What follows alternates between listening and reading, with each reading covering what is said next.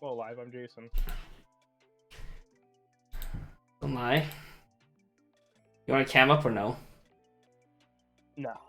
Okay. We can put our focus on the content. Unless you're camming up. Are you camming up? I have default cam up. I'm too lazy to turn it off. Fine.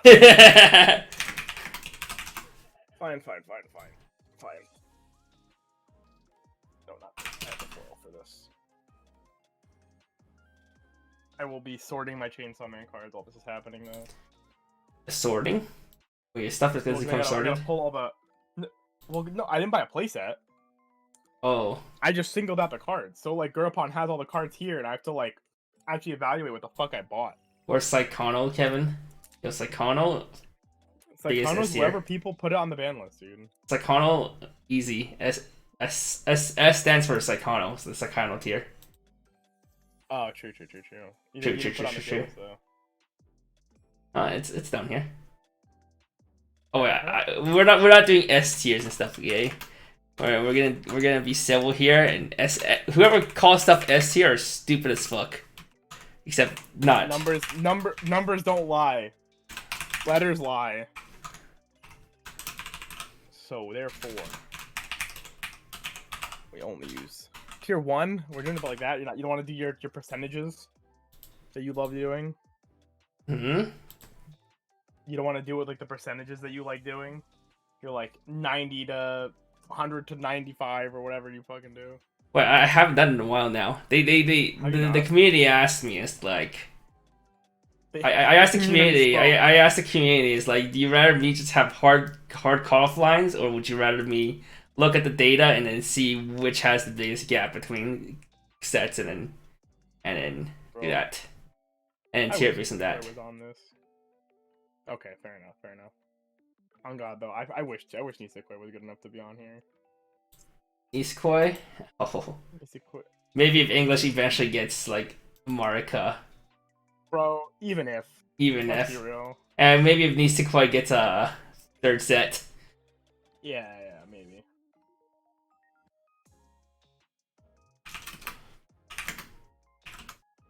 We're a format that has full power Alice. I don't think fucking Marika does anything. Wait, Mr. Pokey Samurai says JP Nisekoi is bad? It's not him. What the fuck?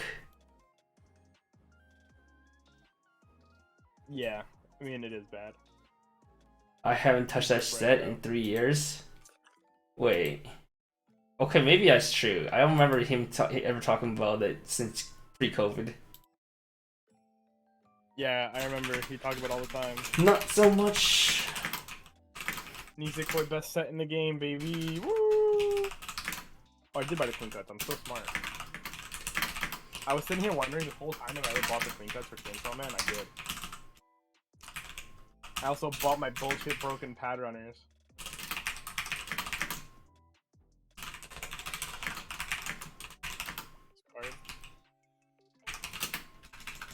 Broken ass, super forward. You go, except for pad. So this is all garbage.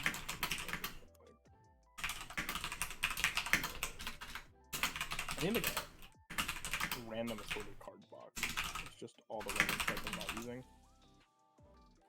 That would be a good investment one of these days. Man, I'm kind of out of it still. I woke up from a nap like an hour ago. You're tired, you're a sleepy boy. Yeah, dude. Translating cards until 2 a.m. and then waking up and translating more cards again. That shit was so funny. I'm so... It was so funny. I'm so fried. Bro, I was playing some... Work. Oh, you were? Yeah, I was watching it go. What were you doing? I was just talking to some friends, and all of a sudden I got hit up by a DM. Playing Lost Ark? No, we weren't playing Lost Ark. We were playing Escape from Wormtown or something like that.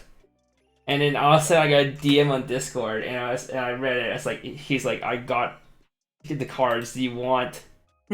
do you want to translate early? And I was like, I guess. Was it a dude you knew, or was it some like random in the community? I've DM'd him a few times, but I haven't really talked too much of him. But he's a swell guy, and I see him like on Twitter sometimes retweeting and stuff. That's just really funny though. This dude, hey, I got the goods. You wanna TL? And it's like, no, not really. No, but I'd rather not TL at 5 a.m. on Tuesday, so I guess begrudgingly. What a homie. What an actual fucking homie. And then I ended up, if you saw my tweet, I ended up translating 110 cards within 24 hours. If we include the JoJo stuff, the Capo stuff, and the Spike Stanley stuff. What? I did see. Honestly, it was pretty impressive. I feel like I would have fucking driven myself up a wall. Well, I was in a group of friends. I was in a Discord call with my locals. Pillar of the community. All right, I wouldn't go that far. But... Wait, what? Definitely a community member. What? You wouldn't go that far from me, Smoochman. I don't know. Are you a pillar? Do you think you're a pillar of the community? Isn't there a JoJo character called Pillar, like Pillar Man or something? That's me. There's a cyberpunk character named Pilar. He has really long fingers. Bro, I've never seen whatever that is. Edgerunner. Cyberpunk? Edgerunner? Edgerunner. Oh yeah, that's the anime. Cyberpunk Edgerunner. The Edge. Play with Yue Ping. Saying Pillar Man theme plays every time Kevin enters a room. Oh, there is a character called Pillar Man. No. They're not named Pillar. They're the Pillar Men. They're like the dudes from Part 2. Bro, I've seen zero JoJo. Yeah, they're like ancient Aztec gods. Thank you, Mr. Light Horizon, for the follow. Based. You should watch JoJo. I feel like I should, but there's so many other stuff I need to watch though. You know, I've never seen Fullmetal Alchemist Brotherhood still. Still? I feel like you've been telling me this all the fucking time, and I'm still upset at you for it every time. I have never seen FMAB. You and my other friend have actually both told me that. At some point, I'm just like, okay. I don't care that much. I'm not gonna ride you for it, but it's just like, it's still impressive. It is. I listen to all the openings and endings for FMAB. And I think they're amazing. Okay, well, but I still never watched the anime. The AMQ. Yeah, you have to. Okay, that's what I've been doing now.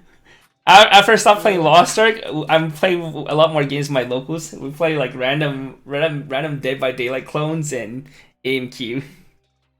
You sit there and you're listening to Melissa and you're like, damn bro, this song fucking slaps. What show is this from? Bet it's Fullmetal Alchemist. Shit, I don't. It is, and you're like, that was one of my friends' like actual go-tos. Whenever he didn't know, he would just guess Fullmetal Alchemist, and he was right more often than he probably should have been. Bro, I don't know why, but my group of friends, every single one of them has Bleach under the list except for one guy. So there's a good chance you don't know it and you just randomly guess Bleach. It might hit. And the worst part with Bleach though is like you can't even like rely on like a band for Bleach and be like, oh well, it's this group. Like, you know, you get like you get like Burnout Syndrome or something. You can kind of guess like Haikyuu. You get like Grand Rodeo. You can guess like Kuroko or something. I haven't really watched this anime theory in Weiss. Okay, but I tried watching Alice Gear Aegis and I could not get past episode 0. Unwatchable. But wait, you saw it? You also dropped Dead Mount Deathplay. Yeah, I watched the first 3 episodes. I dropped Dead Mount Deathplay. It was okay, but I can't believe I don't know. So sick, dude. It's so fun. You know what I found out? Do you know who writes it? Hey, who? The guy who writes the Ra. Oh, right. I remember hearing about that, yeah. Yeah. I thought that was so sick. That actually made me want to watch it more. Apparently the manga actually gets like better. Better? It ended on a cliffhanger though, so I gotta wait till October. October? For a manga? October. It's on the height. It's like on a season. Anime, you fuck. Oh, for the anime. Okay. The anime just ended today. Oh, I see. Maybe I'll binge it. We'll see. It was fun. It was genuinely fun. Like, did you watch Kamikatsu? I watched the first 4 episodes and my brain was like rotting. Bro, it's so stupid. It's great. It was so stupid. It was like impressive. Kevin only watches anime during Weiss. I have not seen past episode 1 of Konokari. I have seen I've seen the first 6 episodes of David Became a God. Okay, but would you watch Konokari if I told you one of the main animators for it was the animator for Oshi no Ko? I do not care. I already know that. Okay. That's why Konokari looks amazing, but yeah, I'm still not gonna watch it. I watched first episode. She's still so funny. Okay, Cheesekill is like, it's so bad. I love it. It's so good. The art for it is like really good, and the production for it is like pretty good. But it is. But you can't even shit on it. It is just a stupidest. No, it is just. Okay, but you can't shit on it because the dude's not trying to make good content. I know the whole story about him. He writes it on a whim. He didn't expect the series to ever be big. He didn't ask. Like literally did not ask. Just got an anime, and he's just sitting there like, okay, I'll take it. Well, I'll take free money, I guess. Like whatever. Yeah. He has no directions for his series. He just writes on the whim. Well, if he just writes what he likes, it's like, man, this would be really funny. This would be cool. Like, okay, I dig it. I actually respect it so much. It's so sick. All right, now we have 25 viewers. We should probably start doing the stream now. Okay. All right. I'm like going crazy. I'm missing a fucking Weiss card. Do you guys want me to have the deck list when we talk about the decks? Or you probably should. Let me pull up you can't the rely deck on list people to have looked at them. Yeah, just pull up the thing. It's easier to not rely on people to have to get that stuff themselves. Did I pull the document out? That one? On Google Drive. Is this? Where's my document? Right here. Bing bong.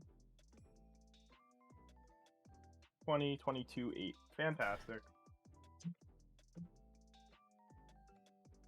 Where are my pad cards? All right, I'm not afraid to show my bookmarks. Here we go. There's nothing special. There's something crazy about bookmarks. We got Reddit, YouTube, Facebook, Megadex, Twitter, Encoredex, Hardware Card, Uyute, my anime streaming that I pirate stuff from, Ozra Scans, the Weiss, Yahoo Auctions, JKTC. I still have JKTCG bookmarked. Crazy. Look, man, they have high-res scans. They do have pretty good scans.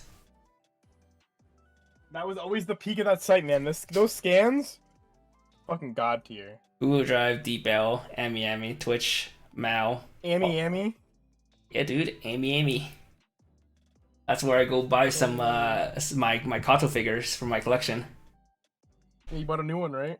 I did pre-order the newest one. All right, so here we go. So if you guys weren't aware, I did a community list. I do this every 3 months for the English side. This is June. Yeah. Last one was back in March. We had a respectable 98 responses, and we have a bunch of decks. These decks were selected by the people who did a previous survey. So let's see if I have it here. June 2023 decks. So yeah. So here before, there's 58 people who responded to this one. But I asked people, I handpicked the popular sets, the sets that had tops recently, like multiple tops, not just one-off tops, or new sets. And then I had people. I list a whole bunch of decks. I can't list every deck, but I list whatever I can remember. And then I had people vote. You always add an include, don't you? Yeah. You got rid of the write-in, right? And I have the other thing. Yeah, I have the other thing. So okay. people can write other, and then I would. If it sounds like an actual deck, I'll put it in as an answer. Like I'll add it on as an answer for people to vote on. But yeah, you can see here. So something like Adventure Time. If it gets voted, 54% do not include. Unfortunately, I did not include any Adventure Time decks. For Avatar, you can see if a deck gets at least 50% of the votes, I added in. So I added in a standby 8 bar in quad color. I did not add in any 8 pants, and then only like one person asked for like pants standby. Yeah, that's your deck though. Was it you? It wasn't me who put it in there. I would just run the tier list put in this thing myself. But one other person asked for pants standby. So that's basically how I curate the list for what decks to be added. And then for each deck list, each deck, I ask people to vote from 1 to 10. Here's a scale a general scale that people can follow to understand what to vote it as. So you can see one. We probably should look at that at some point. One is a deck that's literally unplayable. This should not be voted on because somebody made a comment about that. Yeah, I mean, realistically, none of these decks should be rated 1 because none of these decks are literally unplayable. When we were first doing this, it was like there were actually some garbage. Yeah.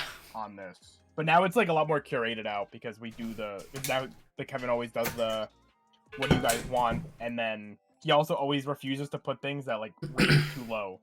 So yeah, so yeah, 10 is the best deck in the format, meta definer, and cards like 5 is like an okay deck, but you only bring it locals at best. Which are some of these decks like I'll probably put AOT here. Personally. So after I get the 98 responses, I check for like troll answers, people who just like throwing ones on like so if a set has like an average of like 8 or higher and someone throws in a 1, you can tell they're just like troll voting there. Or if they don't have any knowledge, you could have left it blank. But they didn't left blank, so I put a blank for them. I just know their vote because those stuff are kind of weird. And for the example decks, if I can find a good enough deck that I saw that has topped during the Springfest season, I'll use it. Like we got the Houston champion, we got Sydney, the person who topped with this deck in Sydney. Vancouver has a Damashi deck that top that looked pretty good. And then sometimes he makes me do it or he does it. Yeah, and sometimes it's just me or Jason who creates the deck list using for me I personally just use like examples of mismatch examples of a lot of other decks. Yeah, sometimes I'll use like Japan references, or if I'm like not super familiar with it, but like I know how it looks mostly. Some of the Avatar stuff I just use mainly myself. I did consult a bit with our other SBTCG member, Christian Yarbacher. Yeah, Christian Yarbacher. I saw some of his list, and I kind of made it similar to his list. I didn't fully copy it because I wanted to make it more generic and less fine-tuned as he did, like less text, more generic. This is what I was hoping for, just to make generic deck lists that people can reference. But these are not the be all end all. If you think quad color should not be the bar combo, and you don't have to consider it the bar combo. Yeah. So that being out of the way, any questions? Otherwise, we'll start the tier list.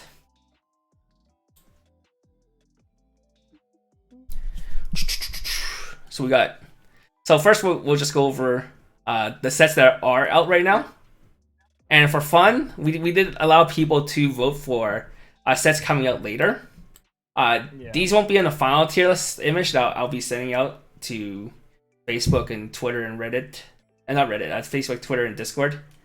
No one uses Weiss Schwarz Reddit. Weiss Schwarz Reddit is full of collectors. But these are like cool experiments that you can see how people perceive these decks that will be coming out soon. A lot of people will perceive these as quite highly rated because these Slime 2, Overlord 2, and Hololive 2, or Slime 3, my bad. It's not Slime 3, Slime 3. These are like popping off in Japan. These are like top tier decks in Japan, so you can expect them. You can expect them to be quite high on here. Yeah. With no questions, we'll start off Going alphabetical Do order. you want to go bottom up? Oh, alphabetical. Okay, I was gonna say, do you want to go bottom up? Bottom up. Okay, let's go bottom up so you guys can be to spare. As your favorite set gets put lower than you want. So, as I said, 98 people voted. Not everyone has to vote for every single set because we want to make it as inclusive as possible. So that if you don't know everything, you can just leave it blank.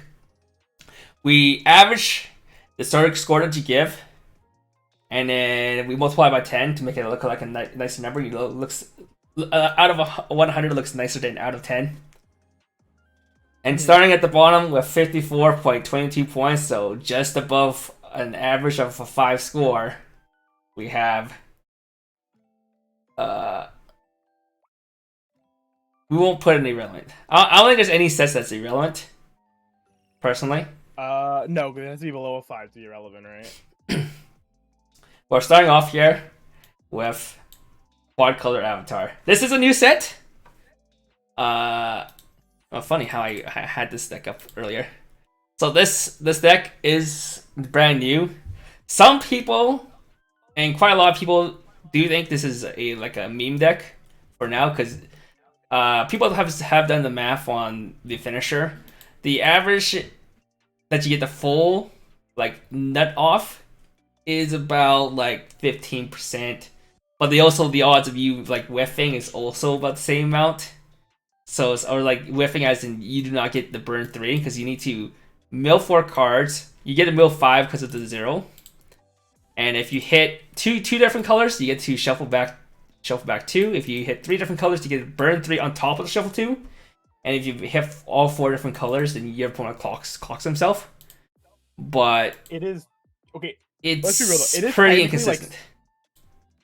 I feel like milling 3 is fairly reliable, and milling 3 is basically just a cheaper silica though.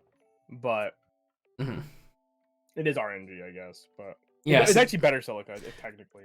But this is a new set. We have not seen this deck in any competitive environment yet. So there are chances that in the future this set can end up being really good. Not this exact list. People will have time to curate a better list than I did. I've not played Avatar myself. Neither has no one in my Aang. Nope. My locals will be starting on playing it on Tuesday. So yeah, no one of my locals has gotten into Avatar that I've seen. So it's hard to say exactly how good this deck is right now because this deck is completely different from the usual Weiss Schwarz deck in that the deck building pattern where you have to fit in you have to try to fit in 4 different colors is quite different compared to normal Weiss Schwarz deck. Yeah. As you can see here in this deck list, I have 26 level 0s just so I can fit. A lot of the problem is the colors in Avatar aren't really created equally. We actually talk about this quite a bit. If you want to go check out our set review that we did, it should be on the Strictly Broken YouTube channel. But basically, you have to make a lot of concessions fitting in the different zeros you want to be playing, and it gets kind of hard. And there's definitely a way to do it, or it might not be playing into 4 colors, but we're just assuming with the deck list that you're trying to play for 4 colors. So, well, yeah, currently what showed because that's what everybody wants to do. But currently, because this deck is new and deck building is pretty hard, people do consider this as probably the weakest deck here. Yeah, because it's hard to tell. No other Avatar list is nearly as low as this one either. But all right, in second last place, we have a deck, probably the oldest deck that's on here. Oh, is it actually? Yeah, we probably have the oldest it is. deck that's on this tier list here. We have Love Life Sunshine. This deck has been flip-flopping in the meta. Tons of people say it's either still really good or they say it's god-awful. Because it has a really strong core. Let me pull it up here. Love Life. Sure. Oh, wrong one.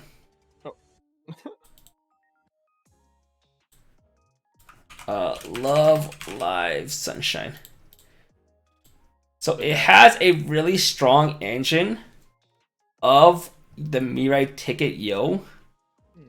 The best mid game that's probably still ever been printed. And yeah, so you have some really strong cards here. This is a really strong utility card that lets you control your mills and hand fix yourself for free.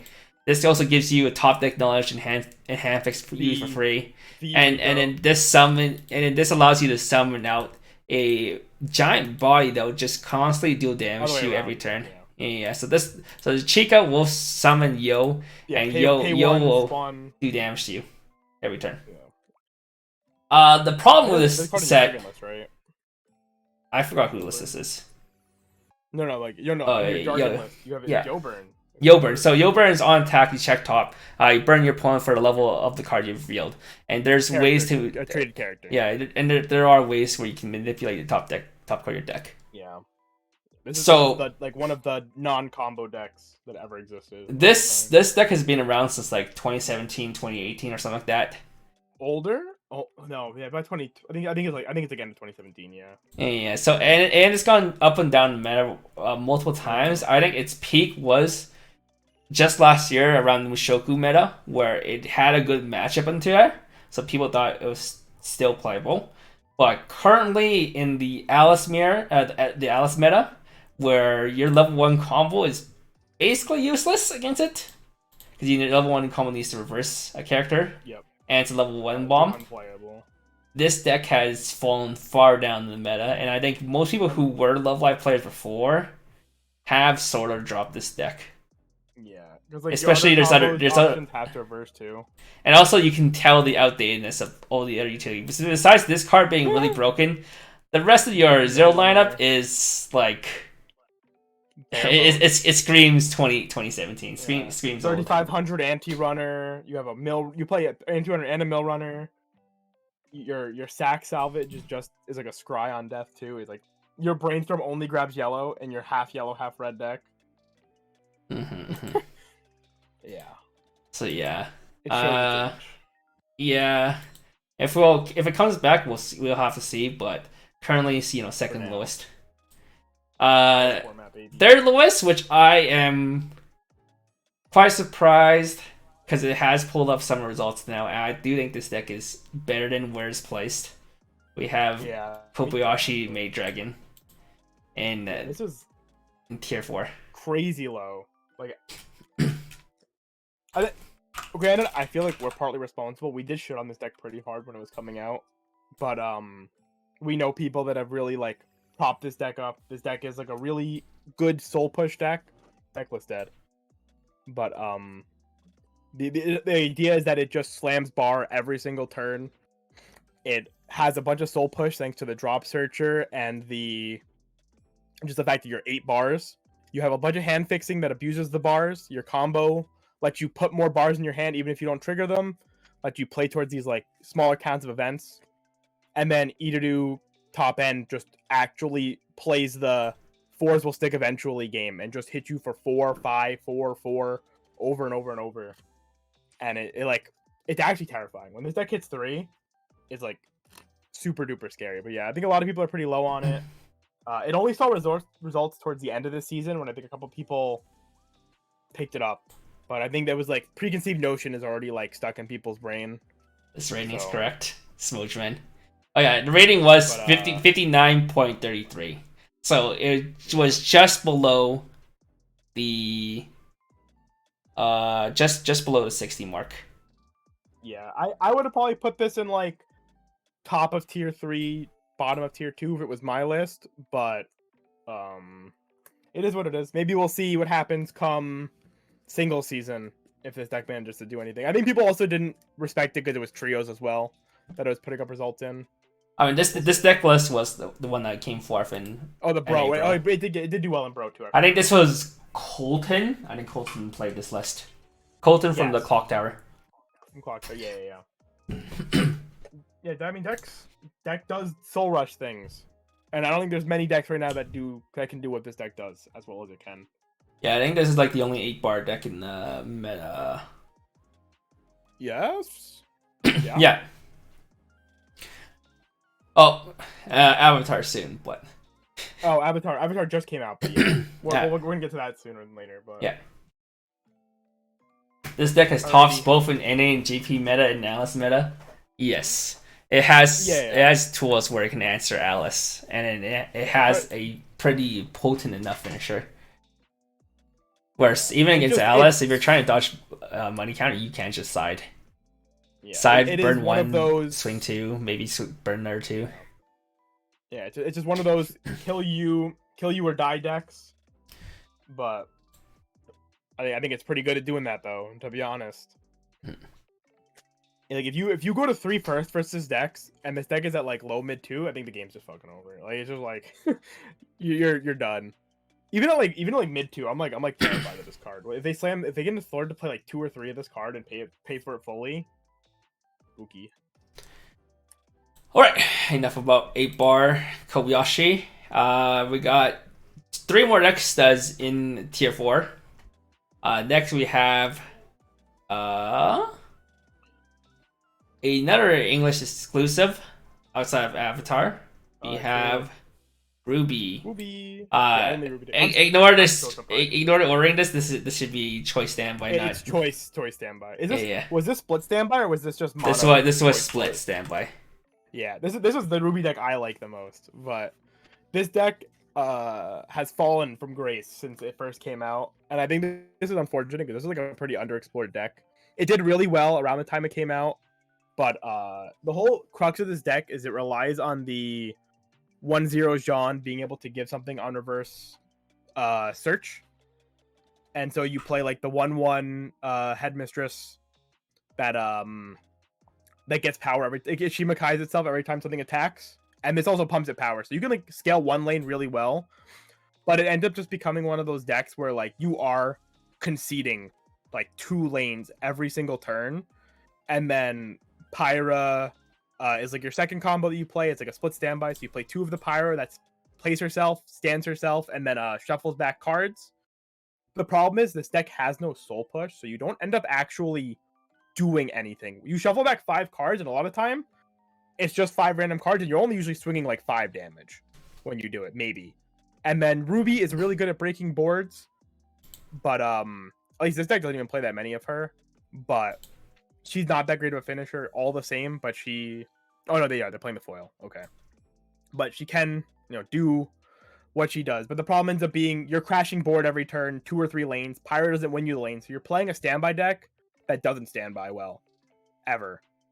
You can't cheese it, you can't do anything, and then you just fall really far behind. I actually played against this in Jersey, and it was like I was on 7 Deadly Sins, and I just felt like I was being like an actual bully. It was like really unfortunate because like they just can't do anything for some of these decks. So yeah, rip this deck. This deck is so much fun to play though, actually. Yeah, personally, I don't have any experience with Ruby, so I can't say. But luckily, we have Jason here for this. Yeah, I think right now you have to play a different Ruby deck, even if this is my favorite one. But I don't know. I don't know what's the right answer though. That's not for me to figure out. All right, and after Ruby, we have another English original. Half original. We have 8 Pans AOT, and my. I never played this deck myself. I think Ryan's the one who's not into it. No, Ryan does hate this deck. Yeah, I was gonna play this deck for trios actually, and then my teammate, the other SBTC member, Ryan, he told me no. He refused. He just told me that he wouldn't team with me if I played it. This deck has no way to contest Alice, like at all. There is no conceivable way to build this deck to beat Alice because your level 1 combo was unfortunately hit with a 4 or more condition, which means, versus Alice, a deck that holds memory kick counter at level 1, you just don't get the combo more than a single time ever, and you fall really far behind, and you're a deck that relies on spending a lot of hand and a lot of stock to do your combo to be threatening. And same with your finisher. Both your finisher and your level 1 combo have a 4 more condition. 4 more, yeah. So you end up just kind of sitting there and pray. You have to play. You cue this deck saying, I'm not going to fight Alice. And if I fight Alice, I'm going to lose. And I think that's like the most ignorant way to play a deck right now.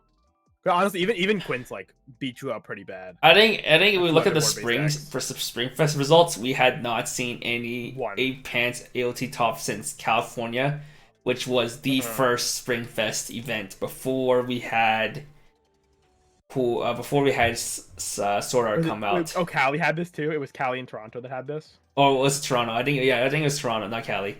Yeah. One of the first Toronto first had two three of them, actually. first three 8-pants AOT top. And that was the only event that saw it. Yeah, that was before all the current meta decks are out. That was like Kaguya. First weekend of Kaguya was when that came out, and then it fell off a cliff. So yeah, unfortunately in this meta, this deck does not hold up. Yeah. So if you want to play I think it's a deck that Titans, can come back into relevance. Honestly, like you just need these decks like SDS, like Alice to just not exist. But the problem is an Overlord exists too, and that's also a big problem for this deck because we'll talk about it, but it hosts a lot of decks that play like this deck. All right. Next we have in the last tier 4 deck. We both love this deck.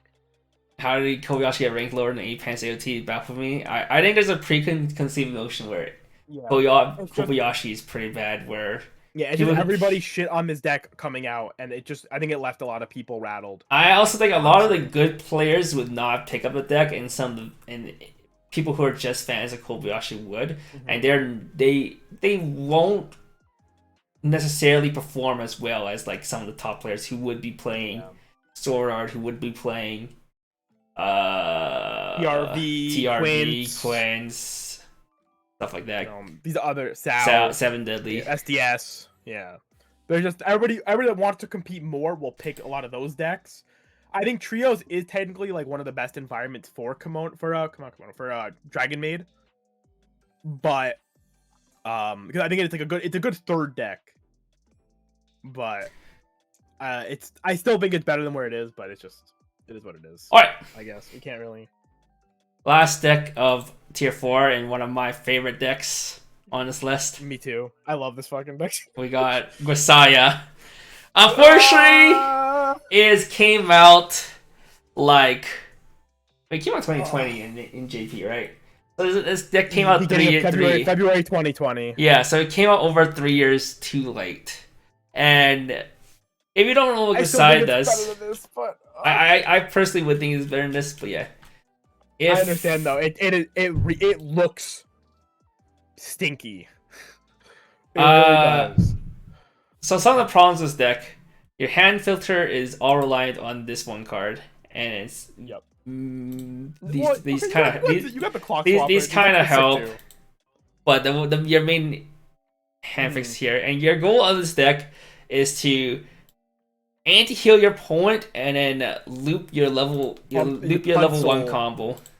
Yeah, because you play pants, so your pants grabs doors, and then your events grab. So this combo grabs the event, and an event can grab your combo back again. It's kind of like this deck just plays a loop, an infinite loop of slam door. If you have door combo, if you don't have combo, you play the 1/0 Kazuki. That is if you have 3 more memory. It gets 2k power and a soul, so you just slam 2 soul bombs whenever you can't combo, and that is literally your deck for the entirety of the game until 3. And you just try to stuff your opponent out with anti-heal and soul damage. Yeah. It's kind of antiquated. It is, but your top end isn't very good. It's either burn 1 or stock swap, and you play Musashi that early plays sometimes, not really. And one of the problem is some of the best decks in the game in the meta right now do not care about the anti-heal. Yeah. You look at Sword Art Online. Sword Art Online, most people will be on Silica. That finisher does not heal. Kirito doesn't cost hand, so they can ditch the hand if they want to heal. Kanto-Marin, sure, you hit the heal part of that, but it's not stop Marin from being a better finisher to you. Yeah, it also doesn't stop Hollow Light from just super compressing against you with looping Kanata. All 3 of these Quins, they don't really care too much about healing. Ichi heals to hand. Ichi could doesn't really heal.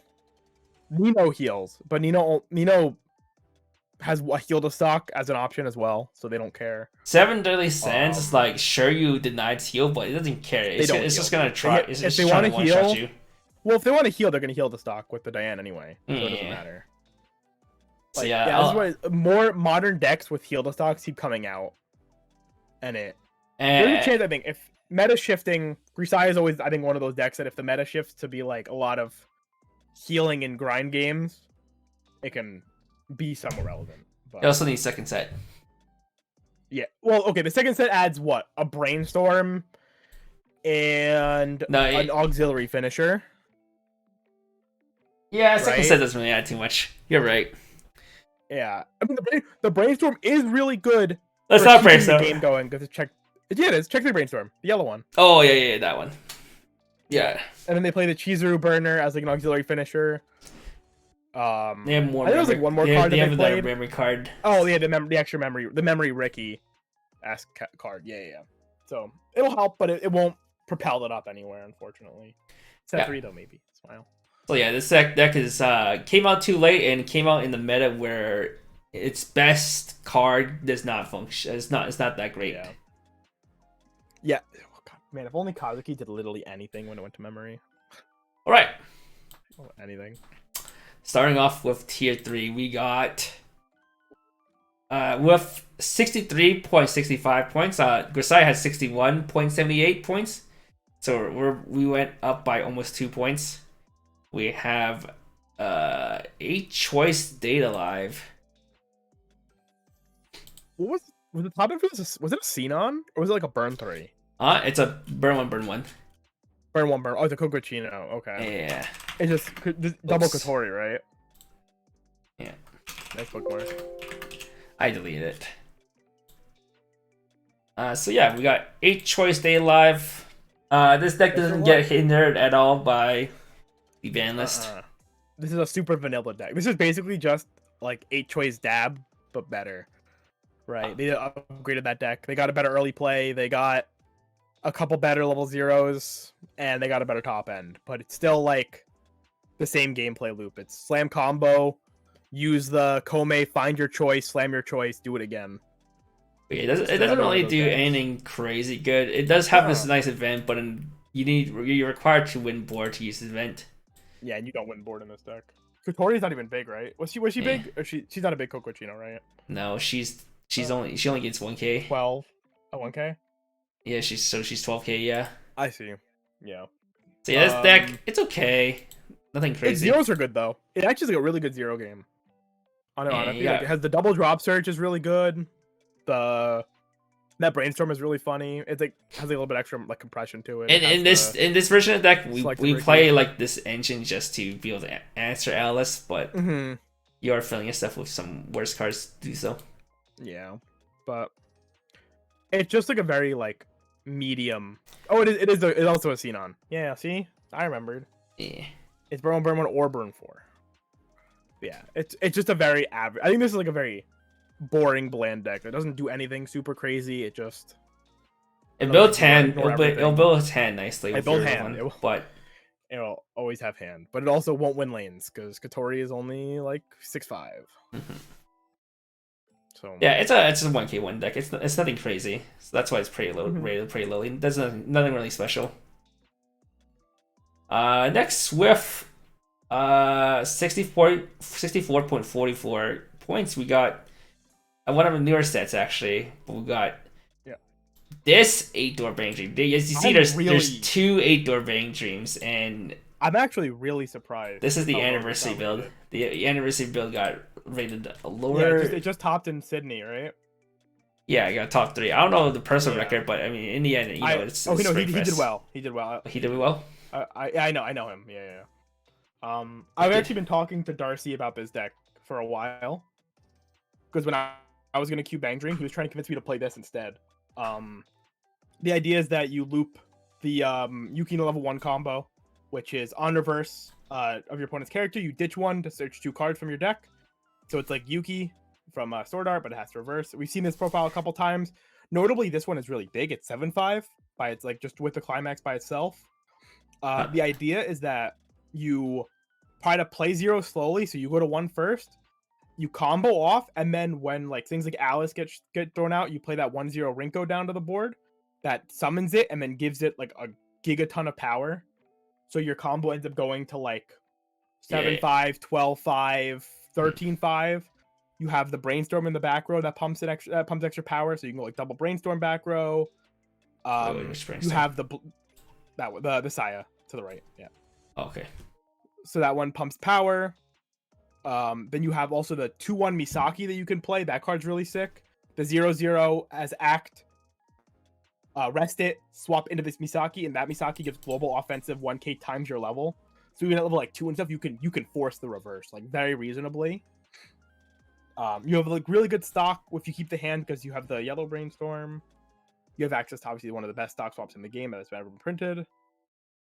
And then you just play towards the Kasumi anti-burn and Nexel, and just hope that it gets your goal. He's not really playing towards the Nexel. He's really just playing towards the anti-burn. As you can see, he's only plays one of the events. But I think this deck, I think a lot of people don't like this because they just see Yukina and they say, "How is this ever gonna kill Alice?" But this surprise, it has actually more tools to beat Alice than you would expect, or it has like the actual out. Also, you have the 1-0 Maya, which is like I think one of the craziest hand filter cards I've seen in a while. It check X, where X is the number of colors on your board. But notably, unlike all other like Azusa or Rize type effects, this card can't miss. So if you don't hit valid cards, you just don't discard. It only discards if you grab a card to your hand, which I think is like really strong for costless mill. Yeah, I think this deck's good. I think this is rated a bit low, but I also understand because you just on the surface this deck looks deplorable into the current meta. So unlucky. All right, next we have a deck that was built by the Californians. Bro. It topped one event and it has seen rarely ever. You played with this, right? I've tried this. I'm not a fan. But we got Standby Bar Mushoku Tensai. It was a cool concept, I think. That had but niche. It was also made before Sora came out. This was like a deck when Alice, but yeah. I mean, I mean, Sword Art is Alice. Oh, Sword Art. I said Sora. But yeah, this is like a deck from when the meta was Mushoku, so it was trying to beat the other Mushoku decks. I know this is. I mean, Mushoku wasn't even that meta there. This is during the Quince. Dude, I played against this while we were in Houston. Oh, did you? What? I mean, I did play against Mushoku while we were in Houston as well. What's the date? For the what? 20th. Oh, you heard Sora as well? I said Sword Art. My Asianness. Yeah, I'm not crazy, but yeah. No, it's your Canadian actually, but it's basically a standby, but instead of playing it's a board hate deck. Yeah. Instead of playing the standby finisher, you go towards playing Rugid, which is a pretty cool engine. If you have this runner in your clock, you can early play this at level 2, and it heals the bottom clock. But the most notably is that it can change to play your finisher out early. And what your finisher does, it's an okay effect. It's pretty cool. But in the main thing here is that when it's placed on stage from hand, all your opponents get minus X power until the end of turn. And X is equal to that character's level times 1k. So if your opponent has level 2s on board, you minus 2k them. If your opponent has level 3s on board, you minus 3k them. So that's pretty good against stuff like quintuplets back in the days or other Mushoku decks. Unfortunately, or like Kanata Marine, that was meta when this deck was around, when this deck was built. So decks like those, you can start hosing and clearing up their boards. But I personally am not a fan of this because you need to sculpt for a lot of cards. Yeah, so you have to sculpt for a 0. Selection. Yeah, sculpt for the 0, and you want to sculpt for at least one of this and one of this. If you try to get double, it's almost impossible in my opinion. Yeah. And you're also trying to hold as much as this self event in your hand as possible, just so that you can either use it to defend your Rugers or you can use it to anti-damage later on in the game. Bare minimum, I'm not a believer in the event more than anything, but I understand the idea because you're playing the bar and you're like, oh. Well, yeah, I personally would put this lower, but some people are still high on this and give it.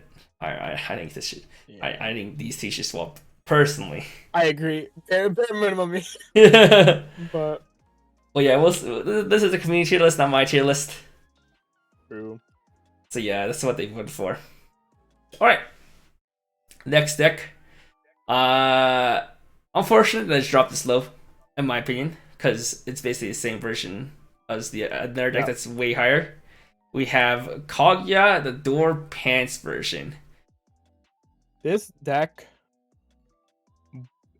Okay. This deck was rated a 65 flat. I love this deck. I think this deck is infinitely more fun than the other version, the Door Choice version that you'll see later. But this deck has so many moving parts. It gets very overwhelming, and I think it's really easy to just mess up in either what you grab or just like literally just not find the pieces. Honestly, it's so easy, and you have to clog your deck with so many of these events to do this. And one of the events is atrocious. The phone event is so bad. It's like the sword goes to memory, gives offensive 500, and then check top add. But it is the same gimmick in the end. It's you spam the Kaguya Brainstorm ad nauseum. You slam your level 2 killer if you play against Alice. Otherwise, you loop JC. And then you just you try to build a bunch of stock while you're slamming your events. You compress really hard, and then you slam triple Kaguya down, and you go costless burn 3 plus like stock swap or something. Or like in Musashi events, you just like stack Musashi events on. You are kind of conceding your board quite a bit. Oh, yeah, you never win board. Yeah. The only way you win board is at level 1, or if you play against like Alice and you slam like the Miyukis, because the JC gets big. The JC is like 8k with no color. So like it can actually like win a board. But once your opponent the Ricky and stuff, but once your opponent starts playing EP, you only have like one out. Yep. Oh, actually, well, there's a really cool card they don't play. Instead of that Chica, you can play the 1/1 Hayasaka. It's a bottom deck Adachi, and it's also a level 2 killer. Oh. That scales like just over Alice. So if they counter, you win. If they counter, you bottom deck them, but you always win. It's like a really funny card that I don't think a lot of people read, and it's more in color with like what you're doing anyway. But yeah, I think this deck is just like a worse version, even if I think it's more fun. But yeah, this is actually piloted. This was actually a deck list from one of my locals who came second. His overall record that day was 7-2. That's really good. Yeah, and he has hosed me with this multiple times because he just goes, "Oh, you're playing Psychono? Well, I guess I win." And it's like, "Oh, I guess I don't have stock swap." So yeah, when he plays against decks that he knows doesn't have stock swap, like quintuplets, he can just free farm them. So that's the power of stock gen decks. Yeah. Unfortunately, so low.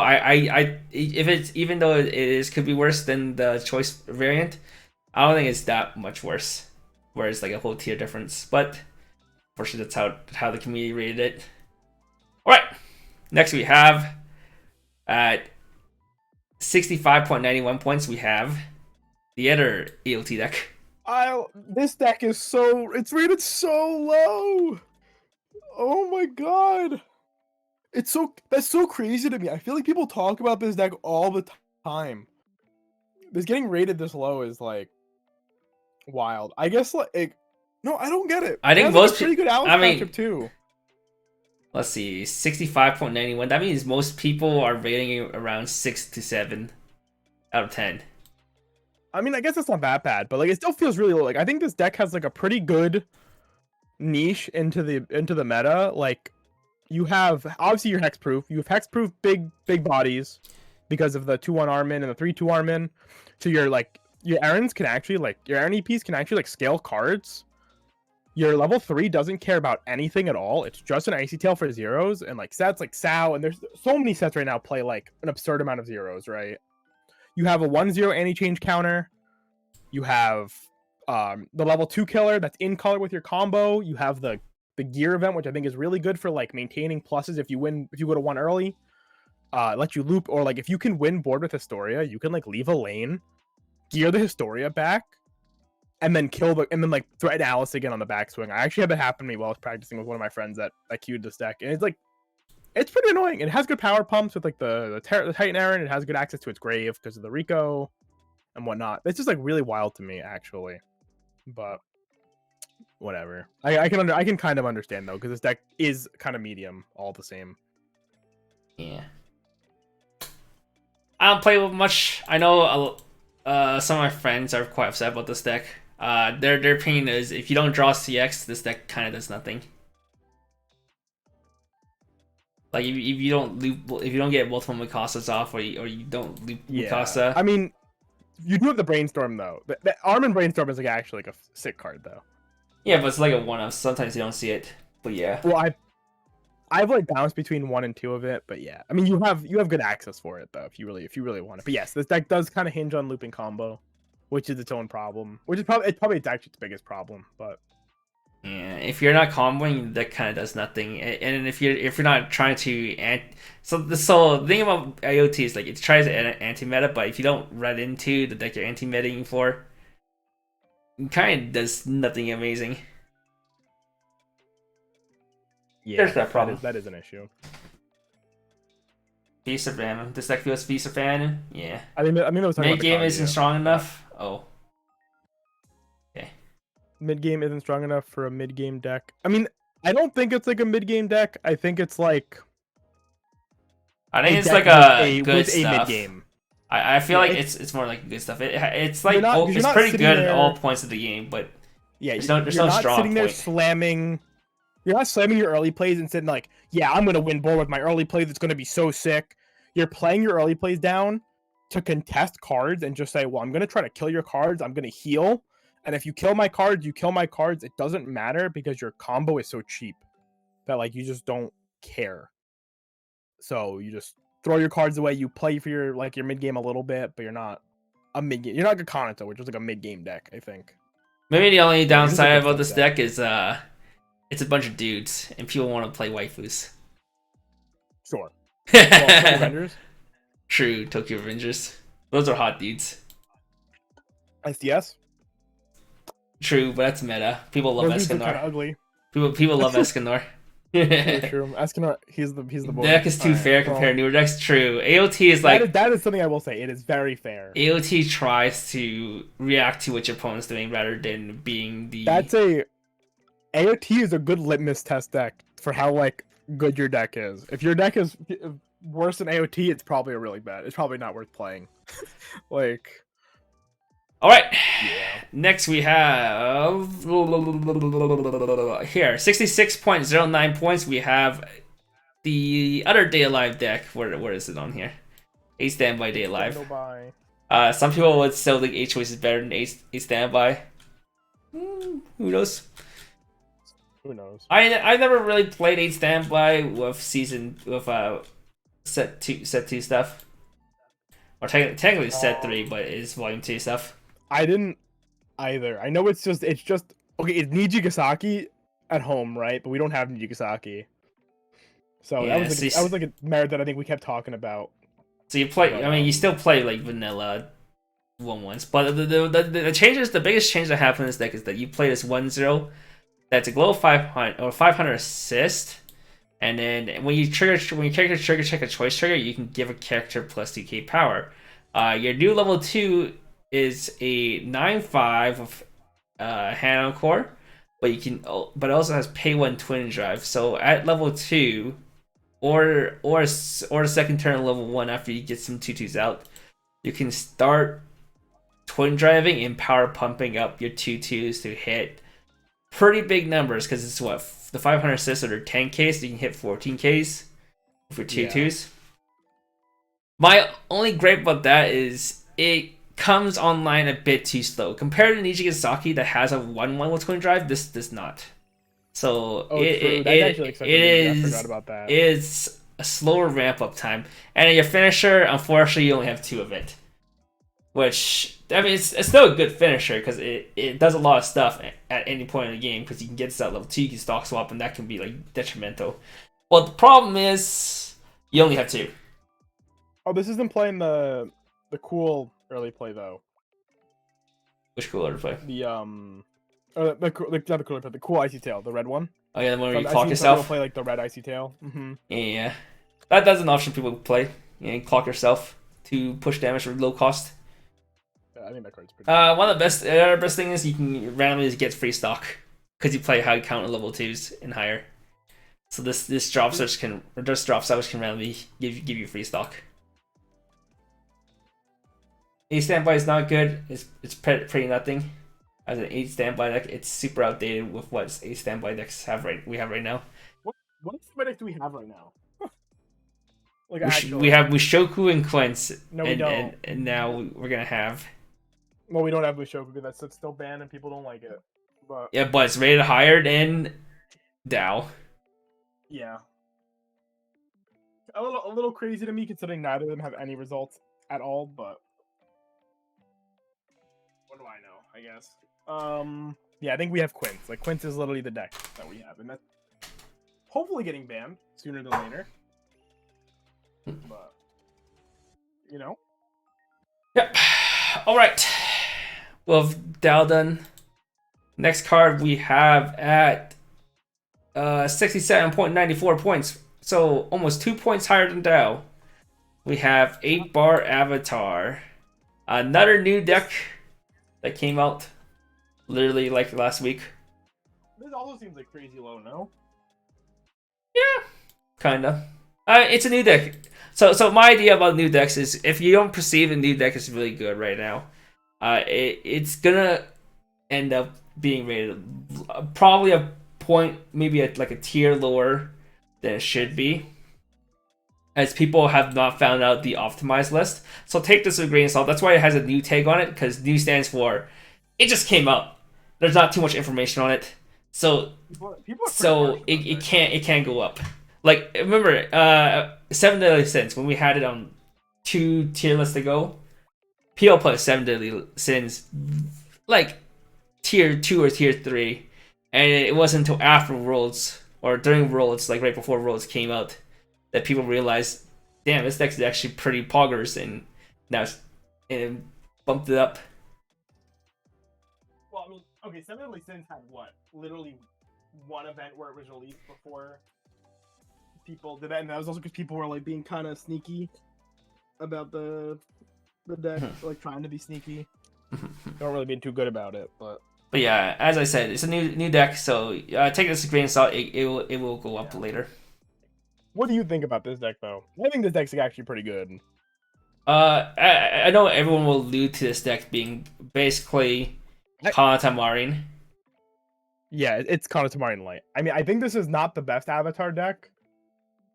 I think this is probably like the second best Avatar deck, though. The difference between this has against Kanata Marin is that your EP combo is also your finisher, because it has a pay to burn to.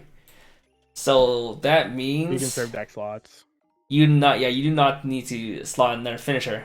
Well, that being said, Kanta is a really good finisher, though, as in it's very cost efficient. So slotting in Marines as a finisher is not bad at all, because yeah, it doesn't take much to pull off Kanta. I mean, pull off Marine. You do pay off a lot harder for protecting this card as opposed to Kanata, right? Like Kanata's like you might defend it and then you still take damage anyway, and you go to 3, and then you're like, well, I wasted the time to save this card because now I have to get rid of it.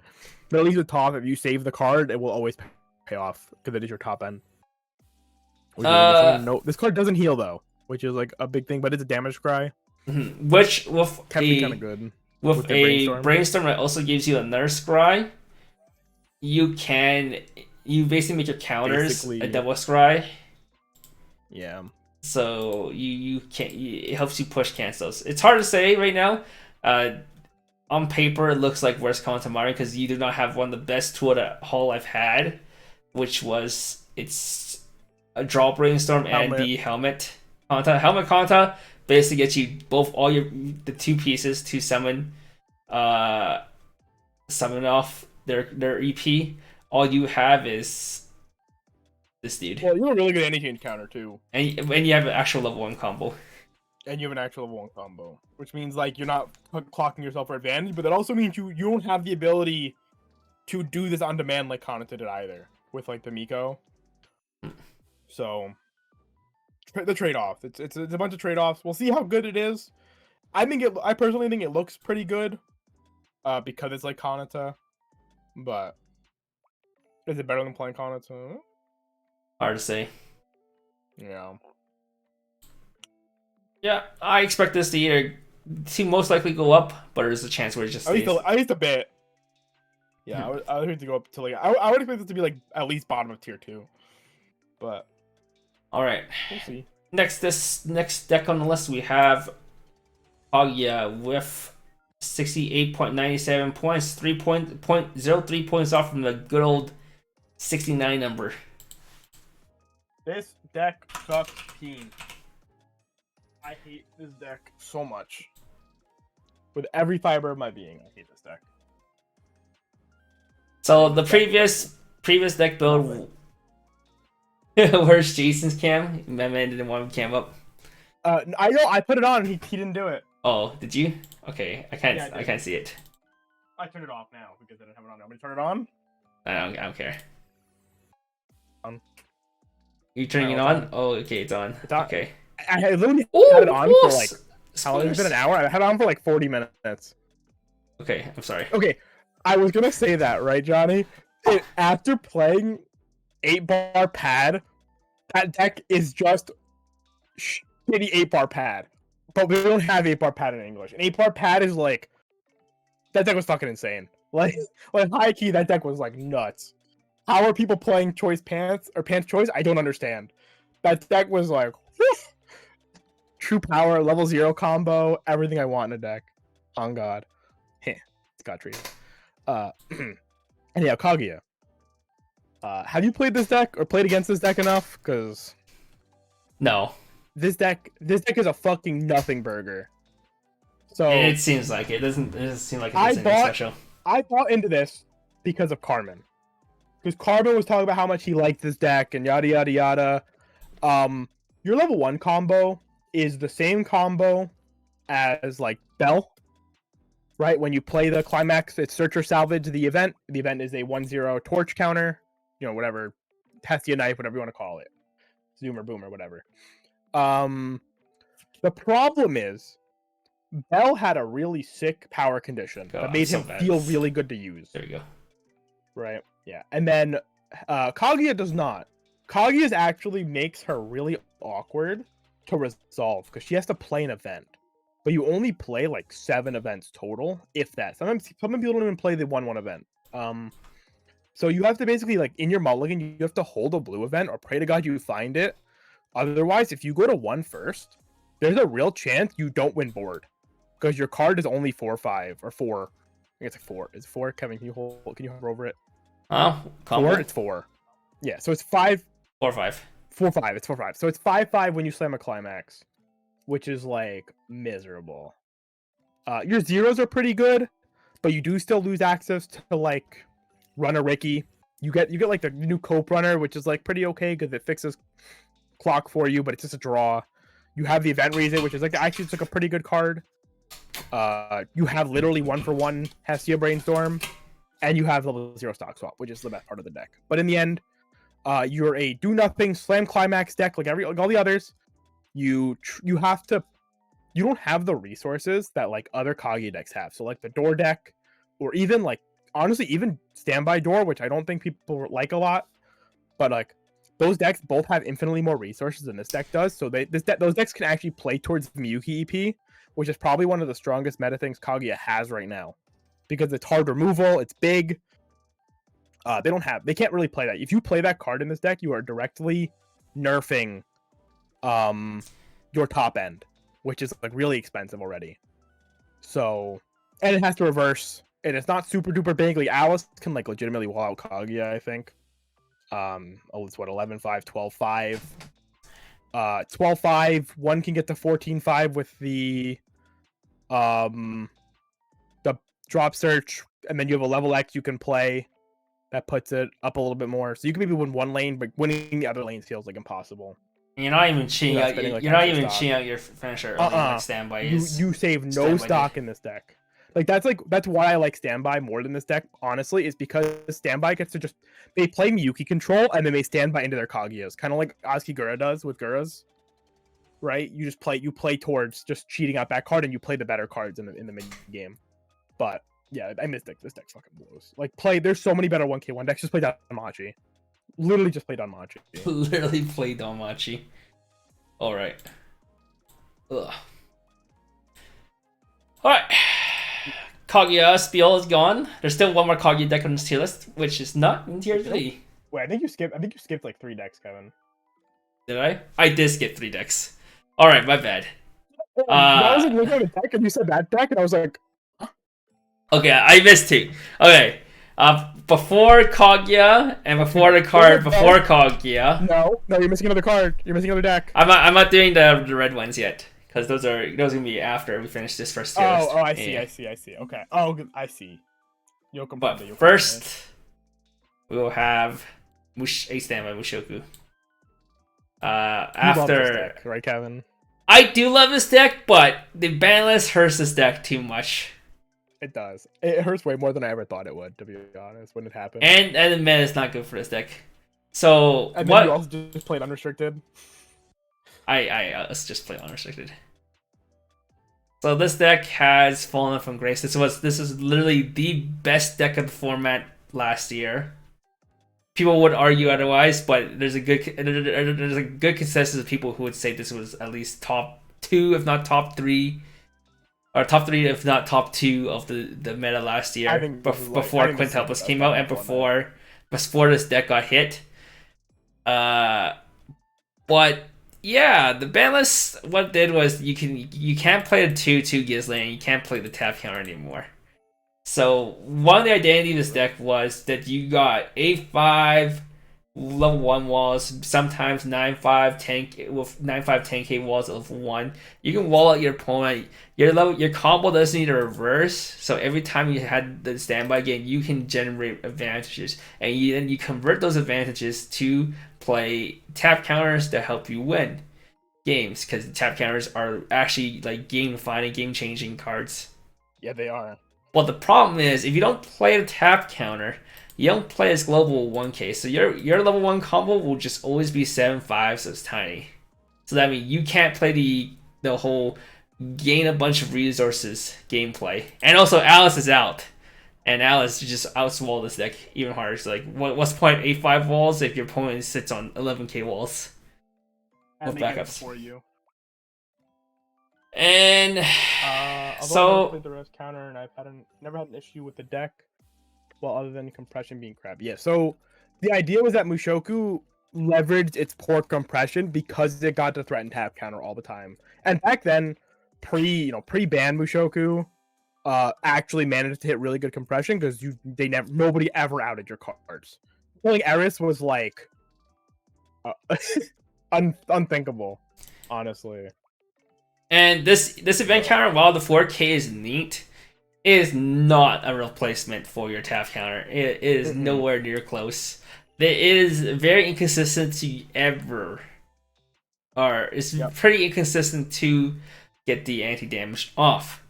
The deck, Mushoku, has gotten unrestricted in Japanese, and Alice got banned and Overlord got banned in Japanese. So I played the deck in Japanese just last week, and it is night and day difference between playing Mushoku in English and Mushoku in Japanese, having tap counter or not. It is actually a huge difference because your whole game, your best cards are this Eris combined with this Gizlane, and then your finisher is also a key playmaker, but not as important as the other 3, and tap counter. And losing one of your 3 best playmakers of the deck really does hurt the deck. Just a little bit. Just a little bit. Yeah. So yeah. I respect anybody that wants to play the deck though. They're stronger than me. But it's still near top half of tier 3. Not the worst. It could be. Fair enough. All right, and the other deck I skipped over by mistake because I saw 2 avatar decks, and then I went over to the next avatar. We have 8 standby avatar.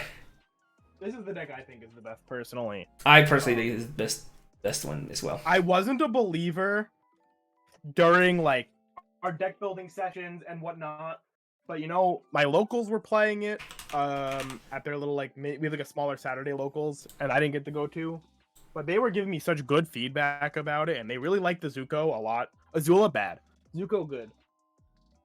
T event they said was really good. I didn't put T event in this one. My bad. Yeah, no, I know. I made him put T event in it. I gave him your list, and I said, "Here, this should be like a good starting point." But I think you put T event in this deck, and so he did. And then he walked away, and he's like, "Yeah, T event goated." And I'm like, "Yeah, that's good." Oh, and we don't have Yeah, this PR yet. Yeah, he had to replace something for that PR. I forget what it was, but I just think this deck really it plays 12 standby like fairly well. And it actually like lets you do the Sokka thing. Like the Sokka thing is like actually like super real in this deck. Okay, so those who do not know what this deck is, because it's brand new. I also think this is the best build of Avatar. What you have is an 8 standby deck that plays basically 12 standby, because it's 2 on Aang becomes standby when you have standby in your climax area, and it also has an alarm which can give you free stock. This is not the important part. You know, sometimes it comes up maybe, but most important part is that it is extra standby triggers, and then you just play kind of like you just play better Day Alive, a standby Day Alive basically. So your 1/1 has Twin Drive, it has Hanakor, and it has effect where every time you trigger a Soul Trigger, you gain 1k power. So this card, if you hit 2 Soul Triggers, this card becomes 8k cross turn. If you only hit 1 Soul Trigger, 7k cross turn, 6k if you hit no Soul Triggers, which is not that likely. You also have another Twin Driver here, and you have this 2/2 Iroh. It gives goal 15 to your board on your turn, and then anytime you trigger a Soul Trigger, you give a character plus 15. So kind of like how Daylight does it with their 1/0, but it's even more power on turn. So you play the Twin Drive game. You can beat over your opponent's board. You build a giant board. Your 2/2s are kind of whatever, but you know they help you facilitate breaking board. They do the job. And you play all that kind of shenanigans until you hit your finishing turn. And for your finishing turn, you have Zuko. You know, it's pretty big heals, whatever. Healing is kind of important here because your finishing turn is going to make you clock yourself a bunch. But if you don't want to do this, with the Climax combo with the CX, if you have the 3/2 Iroh on board as well, he gains +1 soul. I mean, you can summon this off like standby, so it's not hard to get him. You slam down standby for his Climax combo. But he gets +1 soul, and then when your opponent cancels, you can restand it. So you can only do this once per turn. And your Iroh gives the Zukos the effect where it can check top 2, keep 1 card on top, and send the other to waiting room. So you can dig for standby triggers. So you can dig for either other standby CXs, or you can dig for the Aang Learning Avatar state. And the last piece of the combo is Ahsoka. If you don't know what he's done, and you have not seen people talk about Avatar recently, this is like the card that everyone was hyping me out before the set dropped. He is on play or on sent to waiting room. You can pay 1, clock a character from your waiting room to the bottom of your clock, and if you do, you can search your deck and summon a cost 0 or lower Avatar character, and it has to be a level equal to or lower than your level. That doesn't matter. But the big point is it summons it standing. So when it's put into waiting room during your attack phase, and you summon a cost 0 onto your board, that cost 0 can attack again because it's still during your battle phase. If you somehow send him to waiting room during your battle phase. And in order to send him to waiting room, one of the best ways to send him to the waiting room during battle phase is by playing over it with a standby CX. So you trigger standby CX, you play over Ahsoka. Ahsoka can summon another cost 0 over a character that's rested, or reversed, doesn't really matter. And if you do that, that means you can attack, you get additional attacks. So you already have up to 6 attack with the Zuko. You can get up to another 6 attack with Ahsoka. So you can potentially get about 12 attacks in your finishing turn. Ideally 12 attack, but realistically you probably get like 6 to 9 attacks in one turn. Or probably more than that. I don't know. I don't know full real. I put in a Zuko Aang as a maybe, but some people replace this with the T, the serving T dude, T event, which the T event is a counter where you can mill mill 5 and burn for every soul trigger milled. Something like that, right? Yeah, something like that.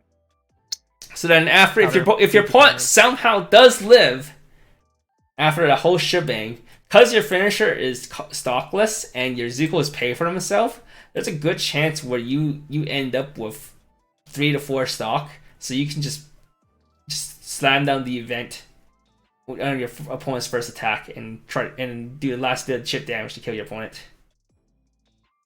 You know? Yeah, it's pretty sick. So it is the best finishing power of all the Avatar deck, while being good enough to answer the meta, or at least your level 1 stuff are strong enough to answer the meta. Also, I just had the Grimace Shake. That thing's fucking disgusting. Oh my god. What shake? The Grimace Shake, the McDonald's one. Oh. This one. I don't. We don't have that in Canada. At least I never heard of it. It's fucking disgusting. Oh yeah, the purple mascot. It's like his anniversary or something, right? It's like a grape flavor, and I hate grape. Why'd you get it then? I wanted to try it. Okay. I didn't know what flavor it was. Sure. I just found out it was grape. All right. Anyhow. That's all the Avatar decks now done. I firmly believe 8 Standby will rise up, probably a high tier 2. I don't know if it ever hit tier 1. 8 Bar could go up to like low 2, or I can say the tier 3. But yeah, this is all the tier 3. Oh, never mind. We have the last tier 3 deck, and then my sad one. And my saddest tier 3 deck to announce. Yeah. What does he think? He said, ugh. Yeah. Some people already called it out because of my statements, but yeah. We have Psychono, top of tier 3. Psychono. My man's just laughing at... I'm gagging in the back of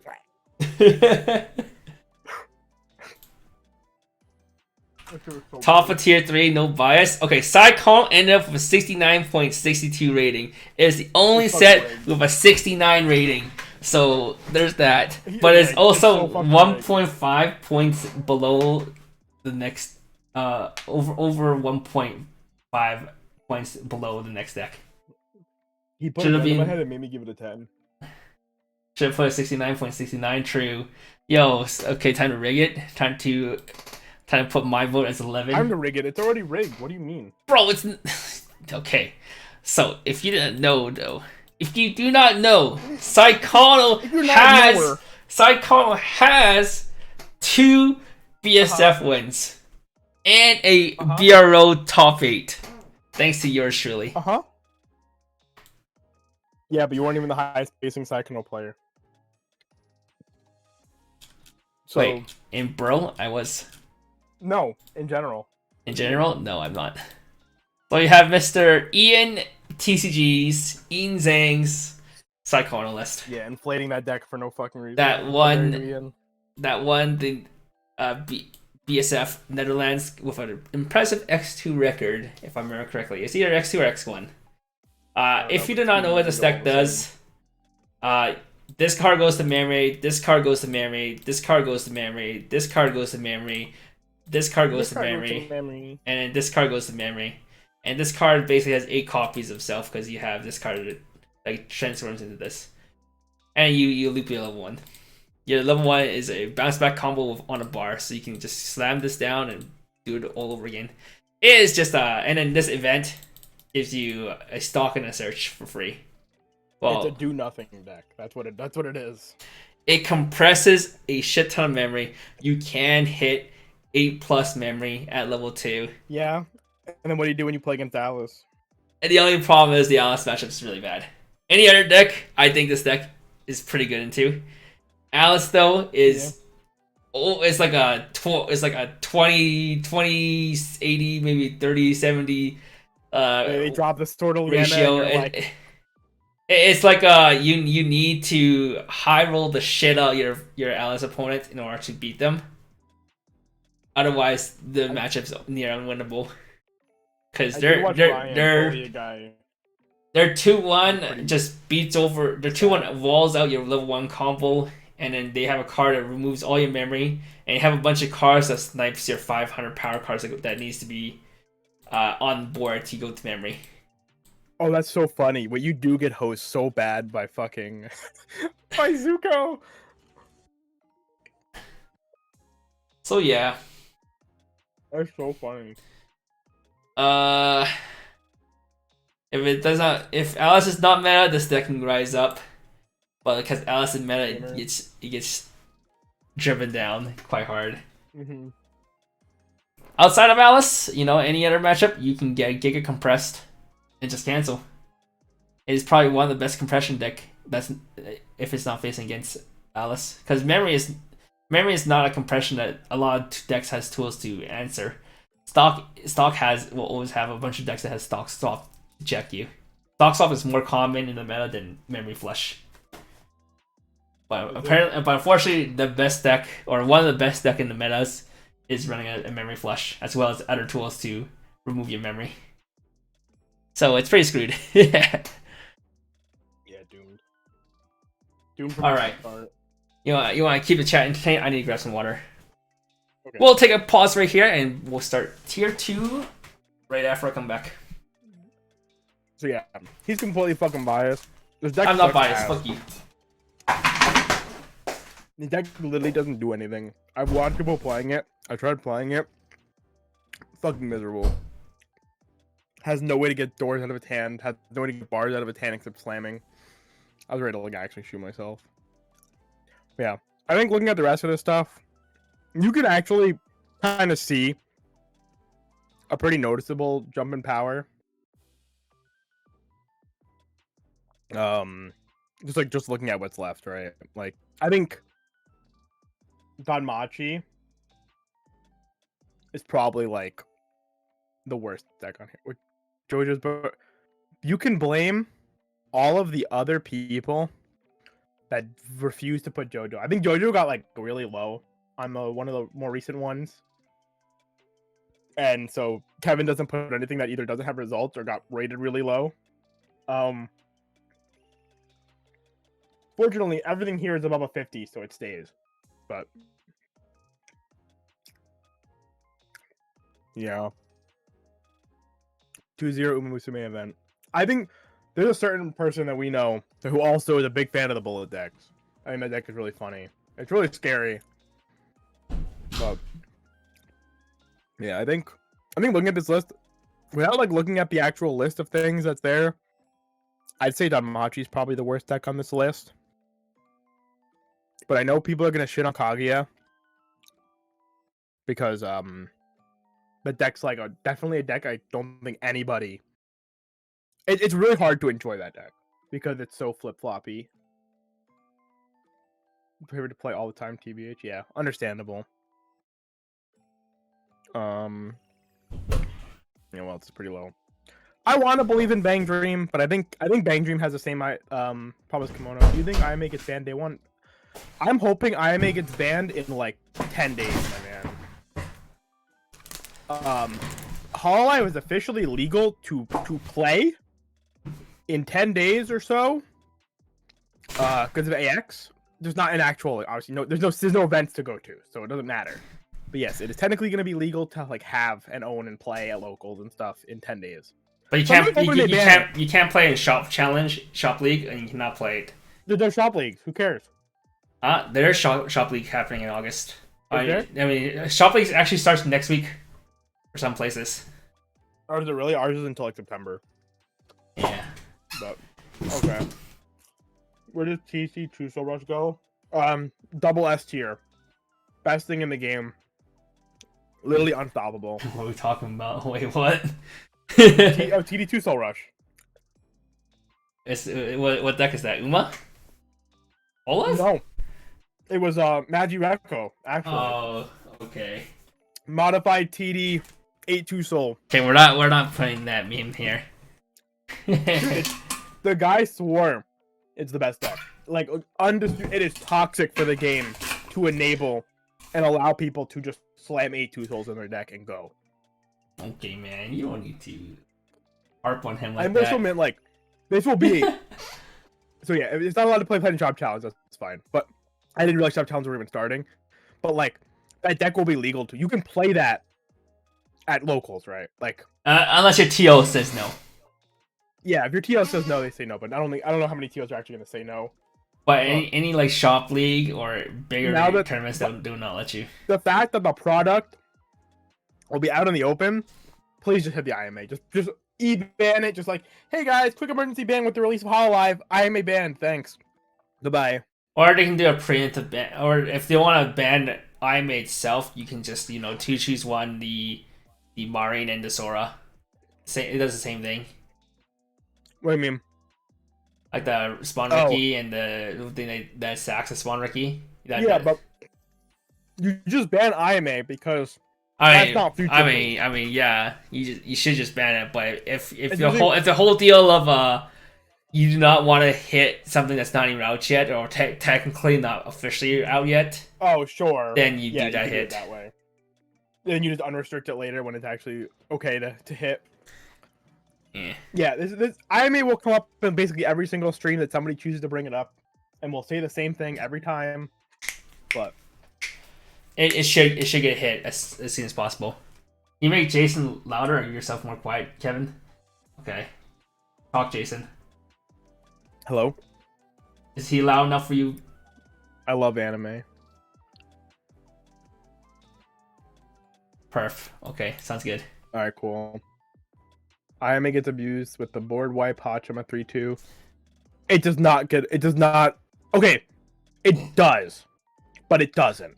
I don't think the best IMA deck plays board wipe. No, they don't, because the IMA.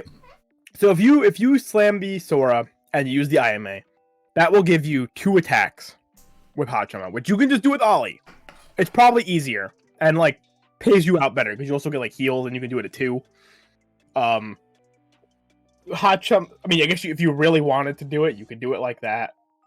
I'm a firm believer of 8 pants. I think me and my locals did play around with it. Wait, I think 8 pants is the best way as well. And yeah, I think 8 pants going for 5 attacks instead of 6 attack is probably the best. Mm-hmm. Yeah, I was I don't know if you saw it, but I was talking to people about that in comp, like 2-3 weeks ago, when like people were asking why that was seeing play in Japan. I 8 bar also saw a bunch of play too. Yeah. I mean, people didn't want to believe me. I said 8 bar saw play, and people didn't believe me. The fauna level. I think Connor was. I think Connie was like, this deck doesn't. There's no 8 bar. I'm like, no, 8 bar only saw play. Yeah, but you play fauna into either Sora or you play like Fubiki. Or you play like Okayu Fubiki. I saw as well. Yeah. But yeah, like you played the Xion Aqua stuff because Xion let you dump your hand for the IMA and then pick them back up, and so you dumped less hand. You went for 5 attacks, but you kept more resources. So and this is the only way that fauna was gonna see play. The fauna deck actually saw play in Japan though. It's not bad if you're slamming bar every turn. Sokka. I don't personally think Sokka's a problem compared to IMA. What about you, Kevin? No, Sokka just makes a finisher cool. Yeah, I think Sokka makes Zuko cool, but Sokka costs more stock. You have to actually take damage, so you have like a threshold where you can't do it anymore, right? Like if you take too much damage, you're just not allowed to do it because you're gonna like keep hurting yourself too much. And in general, you're not pushing as much damage with Sokka because he's only swinging for 1s, and it's not like Azula where Azula opened a lane, so it got to swing for 2s. You're going like 2s or 3s. You still have to hit standbys. You have to keep hitting standbys on Zuko's. It's not like IMA. IMA can consistently do it at level 1. And we'll get 2 extra attacks, and you have a global soul.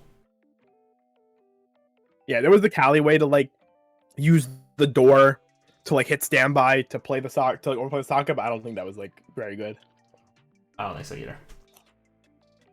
Well, anyways, we should be ready to start with tier 2 now. Bottom of tier 2, we have the other Bang Dream list, and I'm surprised it's this low. Damn, bro. I knew it. I was literally just saying while you were gone. I wasn't looking, and I'm like, I feel like people are just gonna put Bang Dream low because people hate Bang Dream. People actually just hate Bang Dream. Like, I don't blame them. Like, because Bang Dream's been around for... Bang Dream as a set has also been around for, like, forever. Right? And it just keeps getting played in some capacity over and over. I also don't think this is the coolest way to play Bang Dream either. I think Yeah, the choice this is way cooler. This is the 8-door the Nico version. Yeah. With the Christmas cost me. That combo will still see play forever. The gatekeeper of B tier. Yeah. Same deck, like before the Annie deck. Same top end, plays the same way. This deck just says, I'm not going to pretend to win board. I'm just going to plus mindlessly pick up my card. It's like, it plays like Grisaya does, actually. But you have a better top end. And you have a few, like, tech answer cards, which are pretty cool. Like, yeah, CX Orientation, because that card's old as dirt. Only 2 warehouse? No, it's not 2 warehouse. It's 4 warehouse. No, 2 and... Yeah, two different arts. This guy's a monster like that.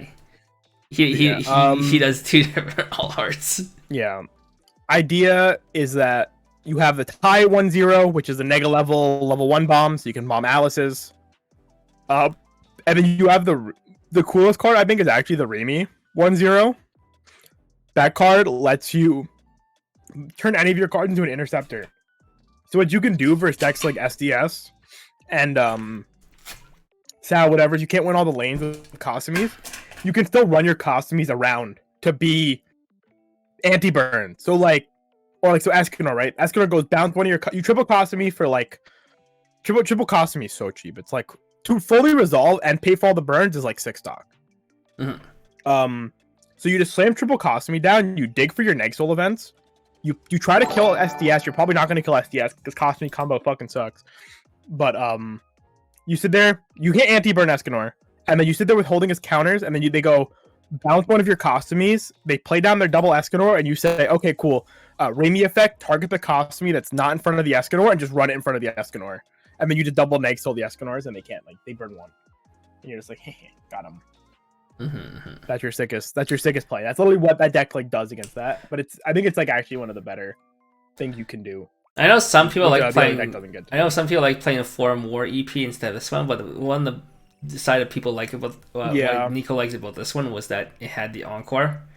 It's a pay 1 Encore, so you can keep having 2 soul body if you still stay at level 2, and the cost is not that expensive because you do not expect any of your cards to live. Yep. I tried with Chuchu, and I tried this with the Christmas Saya. They're both fine. This one actually just felt the best though because it was the most brainless. You don't have to think about this card. You just slam it down when it's good, and you just move on. Yeah. So if you cancel it too, you still get to keep a body. I think starting at tier 2, we're gonna be harping about being bottom of tier 2 is wild. Yeah. Actually, but I don't think we're gonna harp on much of the negatives about the decks now that we're hitting tier 2. These are going to be good decks that you will see. There's a good chance you might run into them into official play. Most we might point out is why, like on these lower end ones, why it's so much lower in tier 2 than others.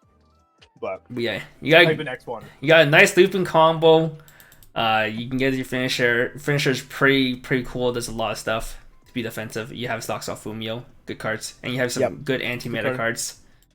Only downside is if you're not slamming door a bunch of times, you know, you might end up. But unlike AOT, your anti-meta stuff is like way better. You have something to fall back on. Yeah, and your finish is like very low resource. I see Nico just double finisher almost all the time. All right. Next on tier 2, we have the other Kaguya list. We have Door Choice Kaguya. Yeah. So this deck did really well. And I'm actually surprised it's this low. But at the same time, I'm not surprised because I think you either love playing this deck or you hate this deck. Like, actually. It's, It is like people were saying in chat before, it's a pretty feast or famine deck. If you whiff with this deck feels miserable. Oh, this is a Connor Feldman deck. Yep. If you don't know who he is, that you get to play Connor Pelham, Mr. Boats Don't Yeah, Sink. Mr. Boats Don't Sink. He's a pretty proliferant person. He's in what the he Weiss commentates community. like bro and stuff. Yeah. He's one of the commentators for Bro, and he's gotten worlds last. Yeah, he's been this around. year. And he's Been been a around the while. community Yeah, for a long time. pretty cool guy. Yeah.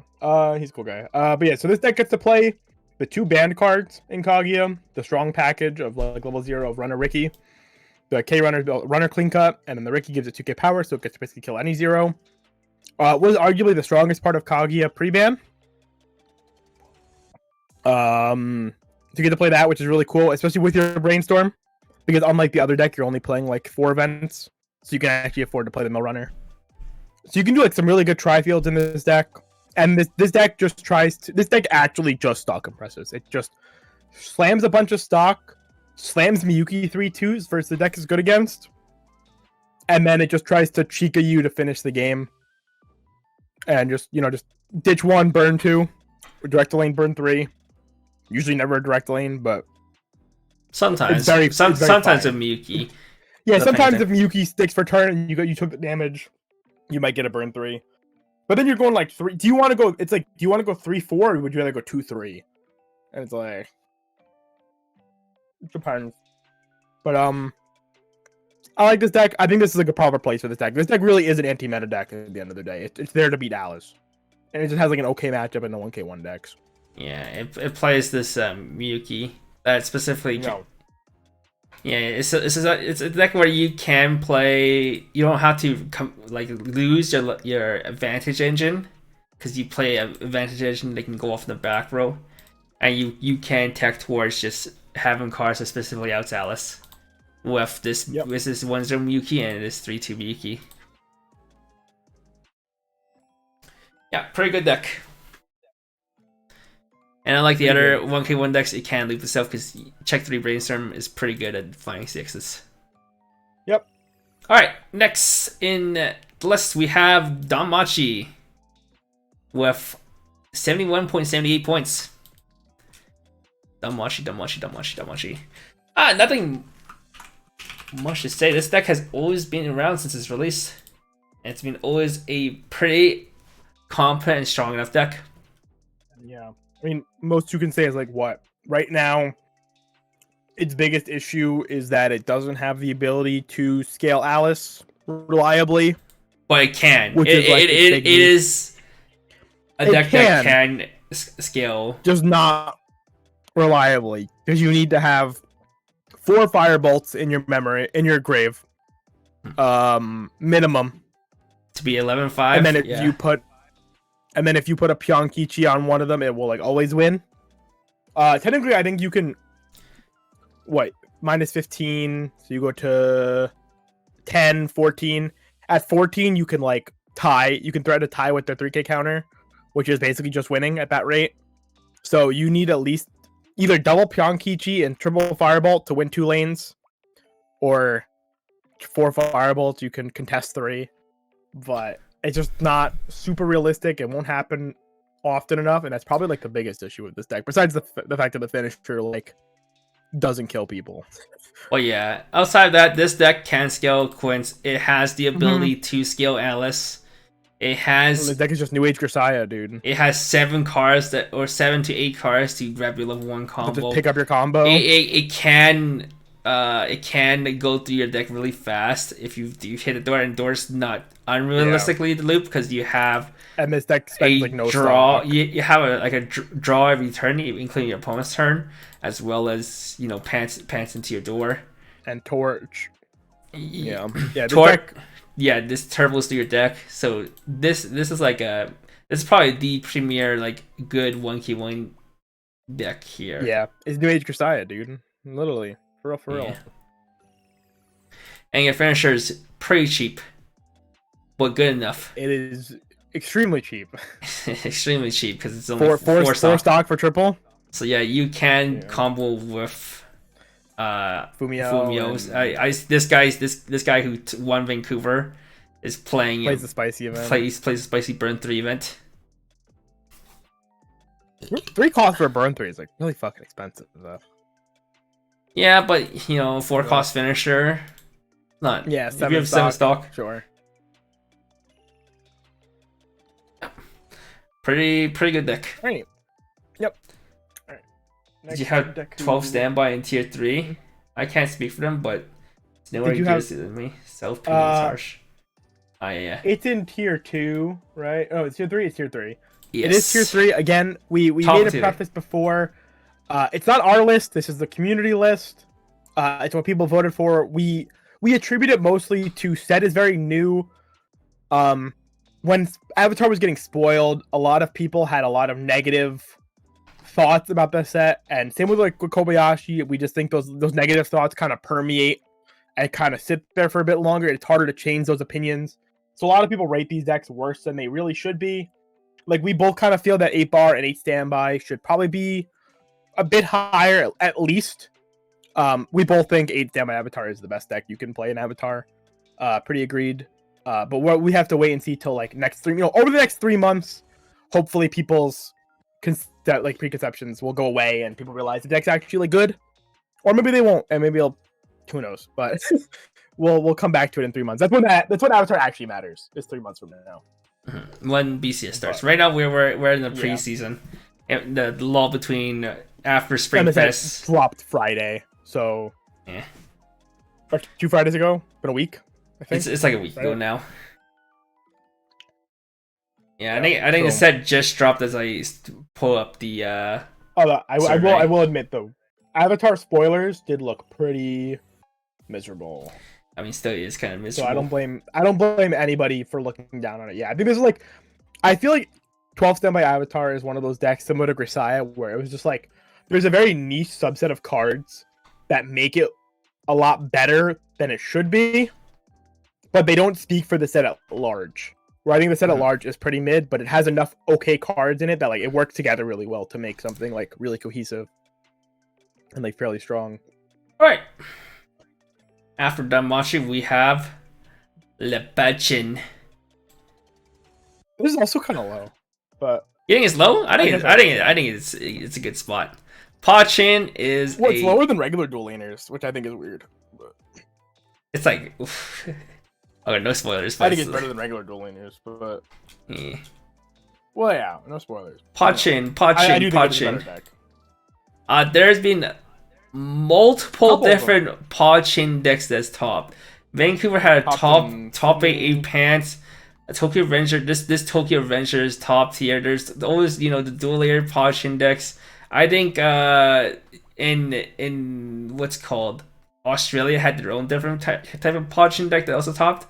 This is the best result one. I think if I remember correctly, this was Nendo's list. If you know his channel, Nendo's list. He went X&O, if I remember correctly, in this tournament. Yeah, I think, or maybe he dropped I think he dropped maybe one game if he dropped the game at all. Yeah, it was either XO or X1. So this variant, this deck is way spicy. Standby pants is pretty spicy. Yeah. Where you can stand by out your 2/1 walls and stuff like that. But this entire deck just basically revolves around you play basically the same game as Alice, where you mill down to low and then you summon out big walls.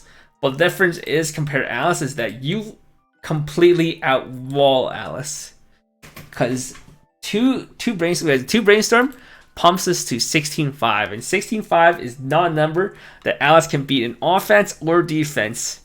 So this is this random niche in the meta where it just complete walls, and then you use that advantage to sit on those walls and you build up hand to either play a good finisher like these two, or you play towards a pretty strong anti-damage counter, which is an anti-damage plus it deals damage to your opponent as well. So yeah, it's pretty much the whole the deck. That is the deck. Yeah, it's pretty much the deck. You play some mill cards like this event, and this gets you generate more stock. Yeah. But yeah, that's basically the deck.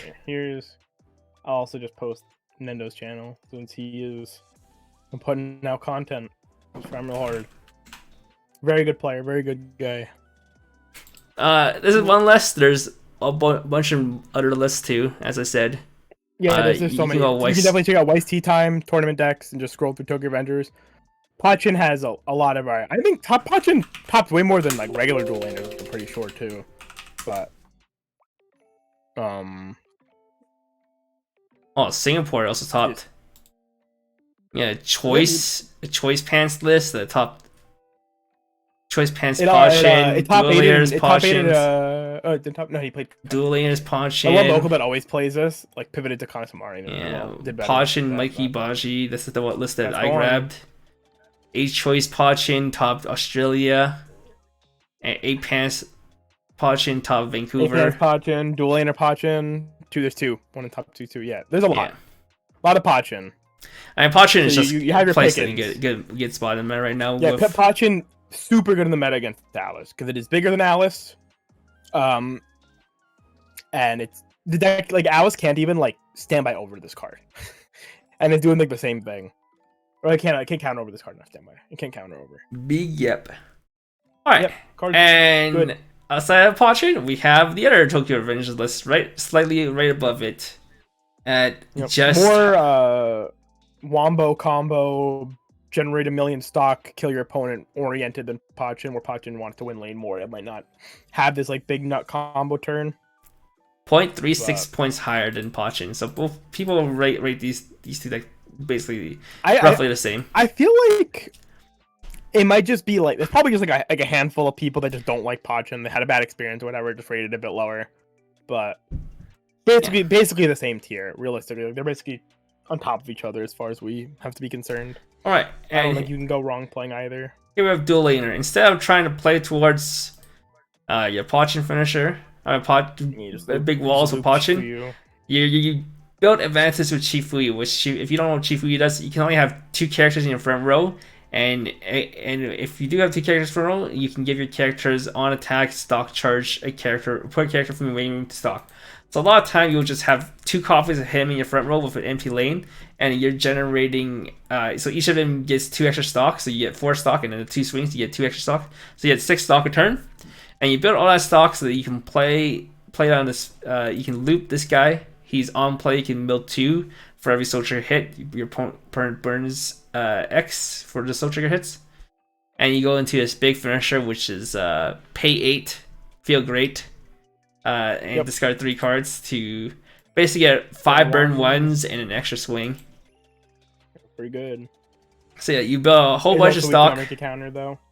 Whole bunch of stock. Get really compressed. Hit some good brainstorms because you're super compressed. To build a bunch of hands, and then you loop a bunch of burns. Yeah, you loop a bunch of burns with the 3/2, and then try to kill your opponent from mid 2. Early, you can kill him from low 2. Not super consistently. I feel like kill people from like 1/5. Not super. Like I think this deck can like very reasonably, kill people from like 2/2, 2/3, like fairly reasonably if it has like the full like 18-20 stock. But yeah, it's not gonna be like every game. Yeah, but UA couldn't kill someone from 2/6. That's why we didn't top Vancouver. Yeah, skill issue. Smooch. Yep. Alright, but next deck. TGRV's cool though. Both the decks are pretty strong. Yeah. Next deck we have is Miko Sora. With sometimes with Kanta, sometimes without. You mean something with Marin? I'm something with Marin, my bad. Yeah. I like the deck with Marin more personally. I think it gives it a little bit more oomph. I think the list I ended up showing was the one with This has Marin. Yeah. Yeah, this is Tanner's list. Yeah, it is a Soul Wall deck. Probably the best next Soul deck in the Weiss right now. I mean, it is one of the only ones that's been allowed to be resolved at level 1 because of the standby and because the 2/1 has no restriction on it. Puts the Sora out. Sora puts herself out. So for like, if you stand by the 2/1 for 4 stock, you get triple neg soul. They're giga big. Standby helps you potentially high roll even further with like putting up like extra back row or like helping you if somebody kills a Sora and you like sack a standby, maybe you put another Sora back on the board, whatever. They're also just big. Like they're super duper big. Yeah, you have your Brainstorm, which is also just a Pina, like a field saver. It also makes it really big again on offense too, which is really annoying. It's a very one track like single focus deck, but it is so hyper focused on doing it that it does it really, really well. And it doesn't care about its deck state. It doesn't care about anything. The more bars that deck has in its hand, the safer you feel, because you're just gonna slam a bar every turn and be like, sure, I'll take 1s or 2s. That's okay. Better than taking 3s and 4s in a bad deck state. And you'll just keep going, and then you just hit 3. If you've grinded your opponent out far enough, you just slam your Marion and hope it closes the game out. Yeah, not the most Deck popular. is good. Not the most popular Hololive deck, but is definitely there's one two others that are rated higher. But... one of the favorites. I'm surprised one of them is rated as high as it is, to be honest. Yeah, me too. Me too. Alright, right after Sora is my pet deck that I've played a lot during this season. And Clinton's pet decks. Clinton's pet deck, he was the creator. It has become one of my favorites deck to play though. We have after you shit on it all the time before. Wait, I would never. If you say so. I would never. Otherwise though. I would never.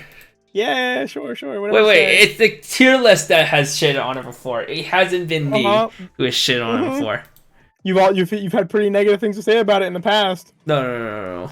I don't know what you're talking about. Yeah, sure. Yeah, this thing's really cool. It's slime. Through and through, it's the same Chance slime deck that it's always been. Finisher. Yep. You play a bunch of compression tools, so you get a bunch of memories. It's not as good as Cyclone's building memory, but you know, it's good enough. You get a bunch of memories through Ramorous, through Shizu, through Book, through this level 0. Oops.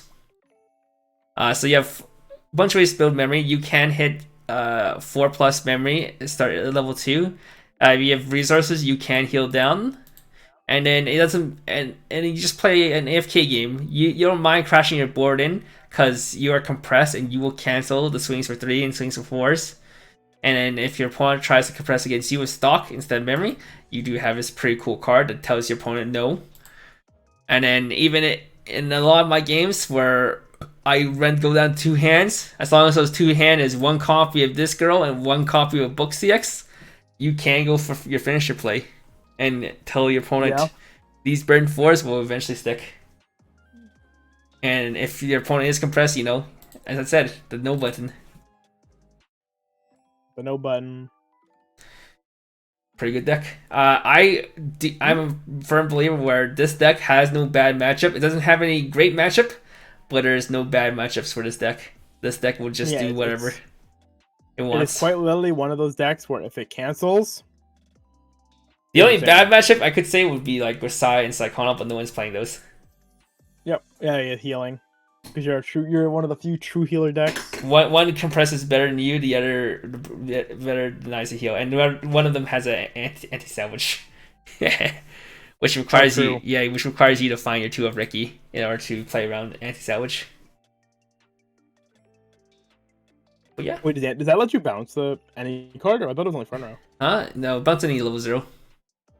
Oh, okay. Yeah. So yeah. None of the decks that's in tier 2 or tier 3 will ever threaten slime, and slime will just be a consistent deck, and it's more likely to lose to itself randomly slime will live forever. To lose to what your opponent's doing. Alright. So true. Next we have a surprise that I think this is high. We have Choice Starter Maureen. Good stuff. The good stuff Hololive deck. Was a little higher than we expected. But do not think this deck is this good. I think the deck could drop either to low tier 2 or down to tier 3. Yeah. It's a very vanilla 1k1 deck. It has to reverse with Corone, or it has to play the Tame, which is a tobacco. There's multiple ways to play. Some people play memory stuff. Some people just play good stuff act. Yeah. The list we have here is the memory deck. Is memory. I don't think it's particularly strong one way or the other. Like, it's not much stronger one way or the other, but yeah, all you really do is build resources with Mel plus your level 1 combo, and you just go. You get access to a array of different early plays. So you can play as Watame, which can Board remove breaker. board break stuff. You can play as iMate that can also board break stuff. Double level If you down, don't yeah. play the polka that gets you more resources, you can play Subaru, which helps you hand fix quite a bit. You play a bunch of good stuff like Laplace, all the usual good stuff for Five-card Hololive, brainstorm. and you still have Eh, the good finisher. This is a stock the standard. finisher. Yeah, this is a pretty stock standard 1Q1 deck. Mhm. I personally do not think it's better than the rest of these, but you know, it's not my tier list. It's just. I don't really think any of these decks in tier 2 are like head or shoulders above one another, honestly. But yeah, Yeah. not too much to say. I mean, Hololive's been around long enough now. I think most people are at least familiar. And the last deck in tier 2 we have H-Choice Quintuplets. The first of the 3 quintuplets decks that we'll have today. I've played against this deck a lot. Have you played against this deck? You have, right? I you have. your local I've played not. or something. No. No? My locals All right. plays 8 door and for some reason we have an 8-bar person running around with 8-bar. One of my locals plays 8-bar. Dan likes it. I don't think any of all my right. friends, any of my locals are like Ichika fans. I am not a fan of Ichika. She's a dirty fucking snake. This is my list. Little snake emojis. I fucking love the snake emojis. But this is like a super like standard 8-choice list. I don't think it's anything special. You just play your Ricky, you play a Field Saver just to help you loop your combo. You play the Broken Brainstorm that's banned. You have a really good Rico. If your whole board is like Ichika's, it's like a top chick 2 rearrange and a Rico. Kind of crazy. You play a selective clock, check 4 Ricky. Your 0 is really boring. Your level 1 is just on attack. You reveal top card of your deck, salvage level X or lower, and it twin drives. Whatever. You're just cards that facilitate the game plan. You have a really good 1-0 event. It's a tobacco that rearranges the top 2 cards of your deck, and it can also bounce a thing if your whole board's Ichika. It only grabs like Ichika's, whatever. Card's really like overspec. The whole gimmick with this deck is you just kind of you can only bounce if you grab a level 3. Oh yeah, sorry, you grab level 3, but you're playing. But you want to play level 3. You want to grab level 3 because at level 2 you're using that card to sculpt your level 2. Yeah, so you have your 2 really strong early plays. You have the early play that just says salvage a choice, and then it's 4 or more Ichika early play. Ditch 1, pick up any choice from your grave, and you reveal top card of your deck. If it's an Ichika, you just put it in your hand. So it just raw pluses a card, and it power pumps something 3k if you have 4 more dudes. Really, really nuts early play, actually. Then you play your combo early play, which is why if you notice you're on 4-3-1, 4 level 1 combo, 3 of this level early play level 3 combo, and then 1 of your finishing level 3 combo. Because you have this broken early play that just picks it up for you. The early play one is if you have the Honorverse Rize in your clock.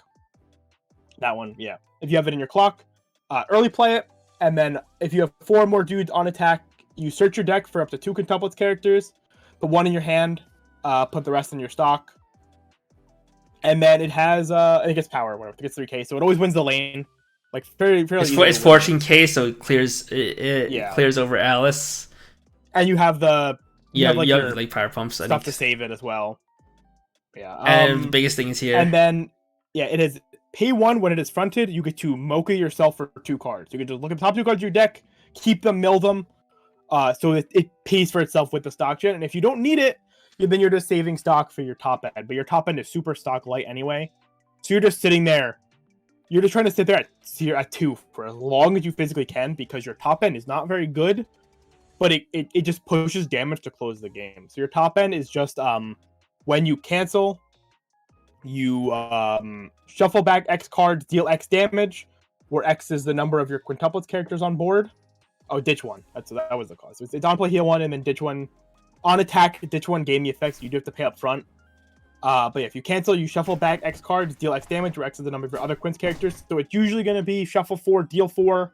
But if you're trying to snipe, you can kind of like fiddle around with your board and make like a burn 3, a cancel burn 3, cancel burn 2, whatever you really need. It's fine. It's super duper okay. You're really just playing towards this mid game with the other combo and just using that to like end the game for you. And you also have a really funny plays with like the 2-1 Ichika that let you bounce a thing, and then you can save it with Pina and bounce something again because it has sack to bounce one. So you can like open the lanes for your Ichika because you ideally you want this Ichika to swing for a big number, hit a climax, then you shuffle clean back and you swing for a big number again. So you just kind of like shove them to try to end the game. Kind of like pad base actually. It's like baby's first pad. Yeah. Yeah. I mean deck is very fine. I think it's like a pretty decent bit worse than the other two Quince decks you can be playing, but I think it works really well. Like I think Ichika is the second best mono Quince deck. Personally, I think Nino's actually like worse than Ichika as like a mono Quince. Because I think Ichika has some of the best cards for Nino. But deck's just good. Deck's also really fun to play. I think this deck is like the most fun Quince deck. Because you do something at all level. Yeah, you have like a pretty decent thing to be doing all the time. It's really cool. Definitely recommended to try if you have a Quince playset, or if you're like Kisa and you didn't buy set 2, then you're punished. But each cut is so much better than Izuki Brick's hand. Hard. This doesn't. I don't particularly agree, having played a lot of both of these. But we'll get to Itsuki soon, and I'll talk more about that because that's the deck. That is the Quince deck I've played the most, like by far. Because she's also my favorite. But all right. Besides the point, we are now done with tier 2. These are your tier 2 decks. Oh, there's so many decks in tier 1. Yeah. We'll start with this first deck in tier 1. We have at the bottom tier 1. We have Kantamari. If you want to know why this is in tier 1. Bro, okay, the difference between Kantamari and Ichika is over 6 points. There's over a 6 points difference between the two decks. Yeah, it's insane. So starting off, it is noticeably different in strength, I think. But starting off with Kantamari, this deck has been around for a long time. Well, over a year now. Yeah. I think people have seen this deck enough. If you live under a rock, that's the thing. What you should do is you have a bunch of ways to clock plus yourself to build a bunch of hands. Clocking yourself does not matter because all you're trying to do is hit level 2, and you play stuff like this. Helmet, double bonder, Amata. Yeah, double hand fix towards your combo. Yeah, and then you grab the 2-1, you grab the 3-2, you try to do double, maybe sometimes you triple combo out, you get this big wall that's oftentimes at least 11k if not 12k thanks to the brainstormer that pumps at 1k.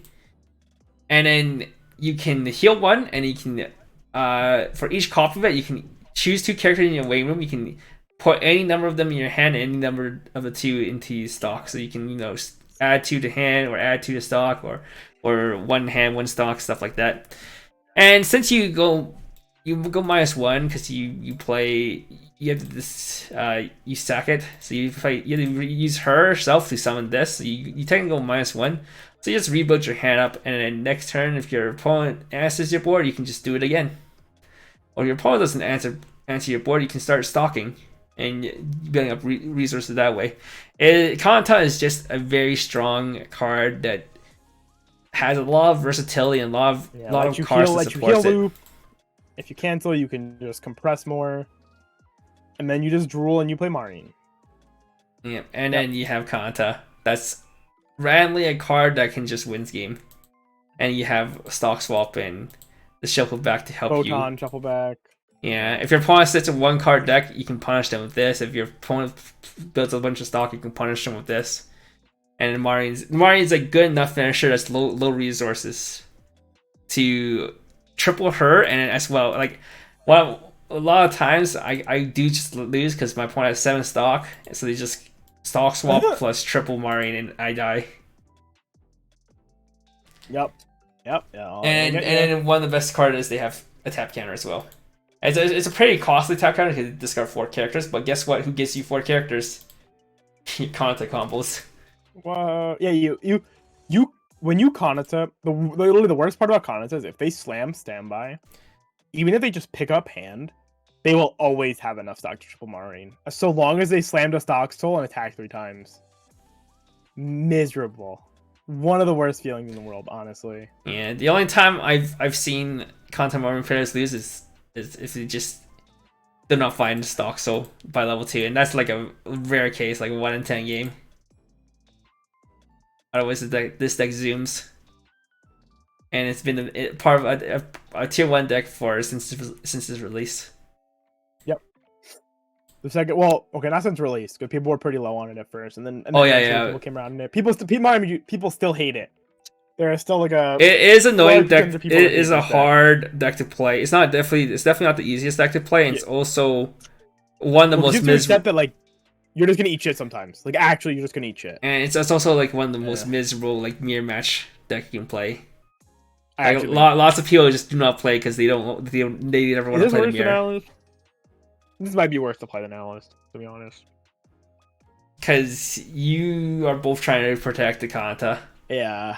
Yeah, it's whoever hits 2 first, and if you're not playing with Tame, then you just can't card. So. Alright, next in the tier 2 we have surprisingly 7 Deadly Sins is low.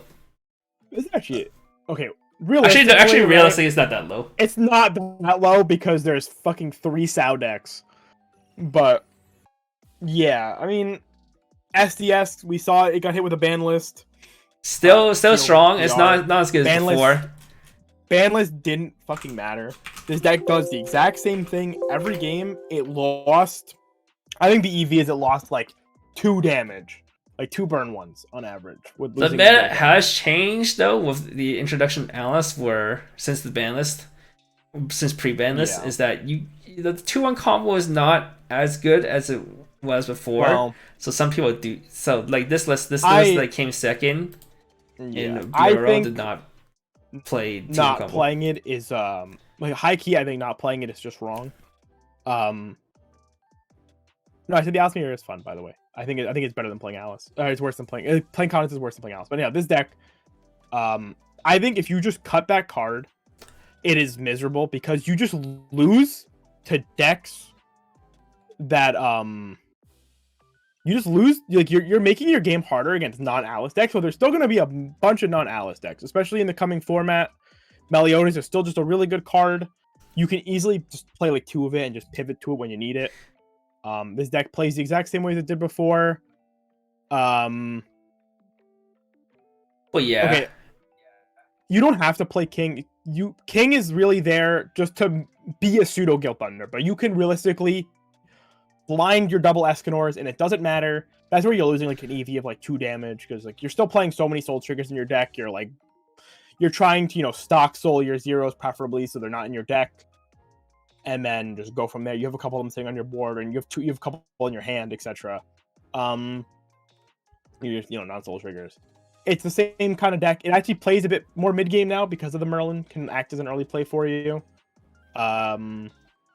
You have a Lane Brainstorm, and you have people have seen the Lane Brainstorm before. I'm sure it's like the main card that lets you just loop climax. Not that one. Yeah, that one. Stack a dude, Brainstorm. Check if you add 1 Brainstorm for no stock, so you get to just. It helps you just filter these like shitty zeros out of your hand and like look for more climaxes to slam.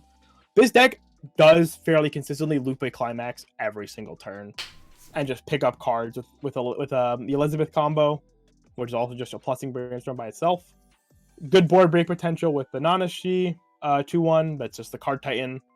1/0 Meliodas is an extremely strong card. It's very good for like milling through your deck when you need it.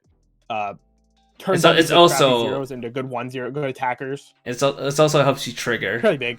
So one of the biggest things that people like with this is that you can swing 3s at level with a CX. You can still swing for 2s. Yeah, helps you push a lot of damage. It's really really good. Yeah, this deck actually has a bit less triggers. I didn't like this deck very much. 24 only. I didn't see how many half your deck. I didn't see how many he was playing. I didn't see how like his matchup spread. I think he played a couple of Alice. He played, but only Alice. Almost all Alice, right? All Alice except for me. Yeah. So, I mean, this is literally just one of those decks.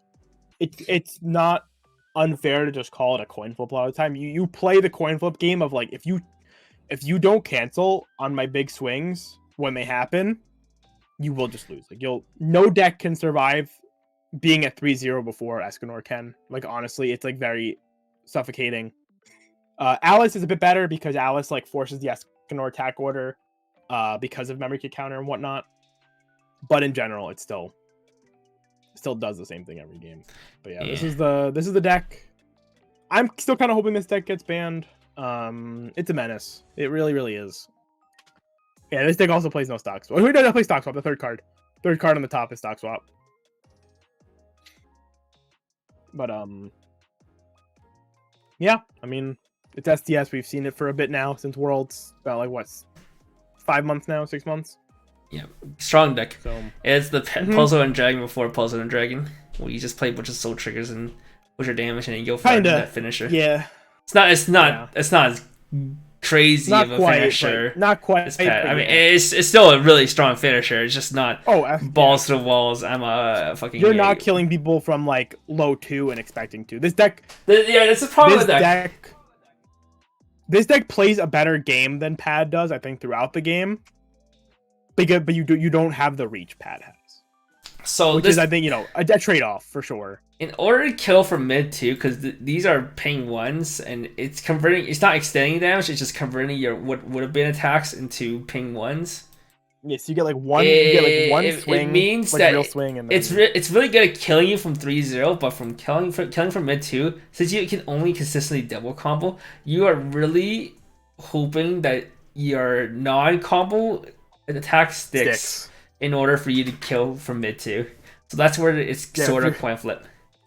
If you're at 2-5 and all of a sudden you take like a 3 or a 4, all of a sudden you're just sitting there, you're like, I could just die. You go to like 2-5 to like 3-1, 3-2. Will this deck list be linked? Want to see the snake recipe? I can get it's sort of will be. Actually, no, never mind. I can also just grab that. But... I will make like a. If you don't know, I read a blog.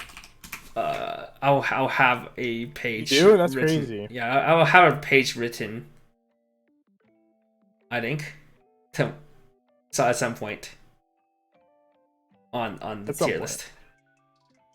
Yeah, it'll be on this blog as well. Including all the example decks that I added. Here you go. Here's the snake list. All right. With that being said about 7 Deadly Sins, we'll skip over one of the decks and just go straight to one after it.